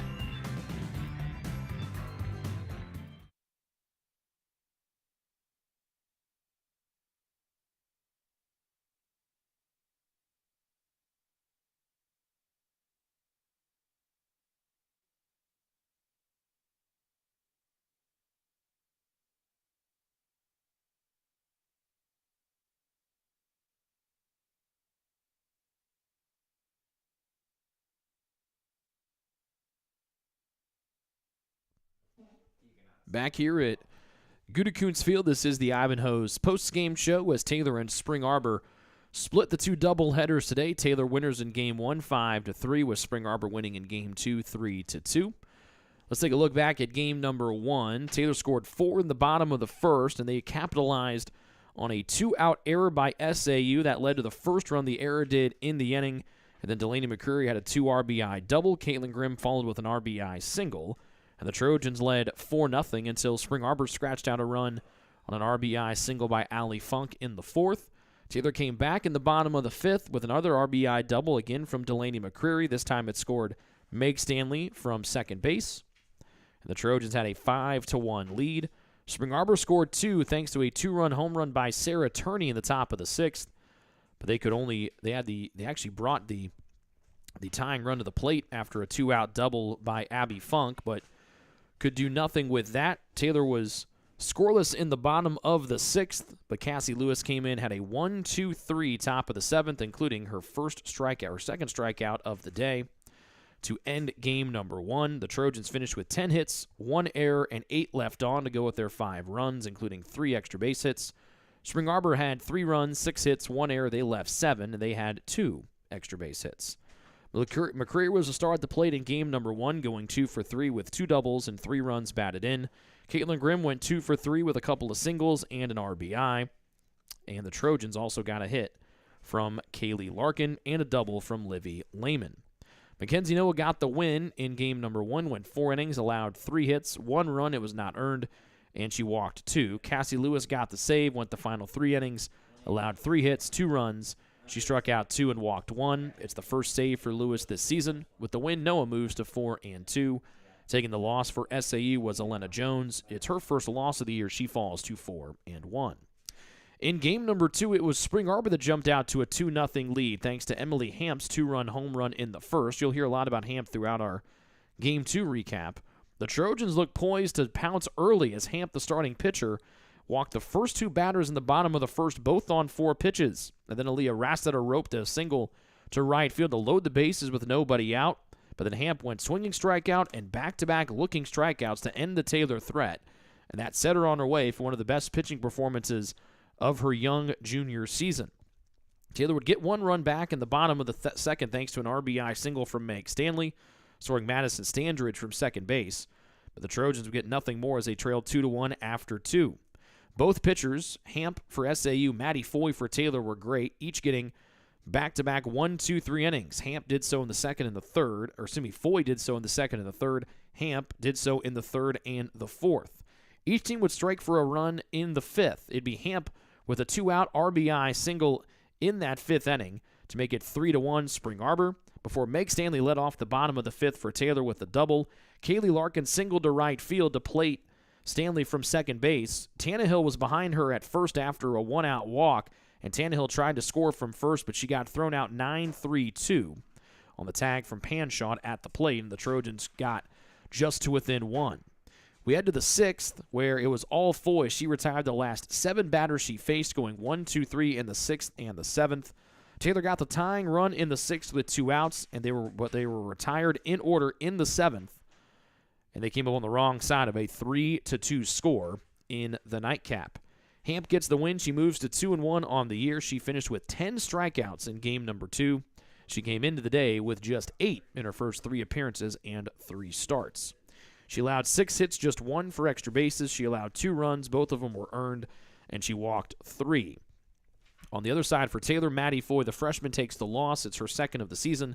She went the full 7 innings, allowed 5 hits, 3 runs all earned. She struck out 3 and walked 1. It was Emily Hamp, the star of the show for SAU in game number 2, as she went 2 for 3, and she almost went 3 for 3 if it wasn't for a diving catch by Emma West at short in the 3rd inning. Others with hits for SAU in game number 2, Sarah Turney was 1 for 3, and Jessie Panshad went 1 for 3 as well. For the Trojans, it was Meg Stanley leading the way out of the 9 spot for Taylor in game number 2. Meg went 2 for 3 with a single and a double. She scored a run and drove in 1 as well. Caitlin Grimm also had back-to-back games of going 2 for 3. She had 2 singles in the nightcap against Hamp. But again, it was the Hamp Show in game number 2, drove in all 3 of SAU's runs, and also struck out 10 to get her second win of the season. With the win, SAU improves to 10-2 on the year. They are now 1-1 in Crossroads League play. The Trojans fall to 9-7. They also fall to 1-1 in league action. Taylor is scheduled to be back here on Saturday against Bethel. We say scheduled because the weather looks awful for Saturday. So stay tuned to TaylorTrojans.com for the most up-to-date information on if and when that game will be played on Saturday or when it will get moved to some other date and time. If they were here Saturday, we'll talk to you then. If not, we'll talk to you on the March 24th when Taylor takes on Huntington back here at home. They're scheduled to play Bethel Saturday, as we mentioned. They are set to go to number 2 Indiana Wesleyan across the county next week before another weekend doubleheader with Huntington next Friday and St. Francis next Saturday. That about wraps up our coverage from here at Goodecoons Field. Taylor wins Game 1 against Spring Arbor 5-3. The Cougars come back and take Game 2 3-2 to split the league opener doubleheader for both teams. This has been a presentation of Taylor Softball on the Trojan Sports Network. Until we talk to you again, we say goodnight from Upland, Indiana.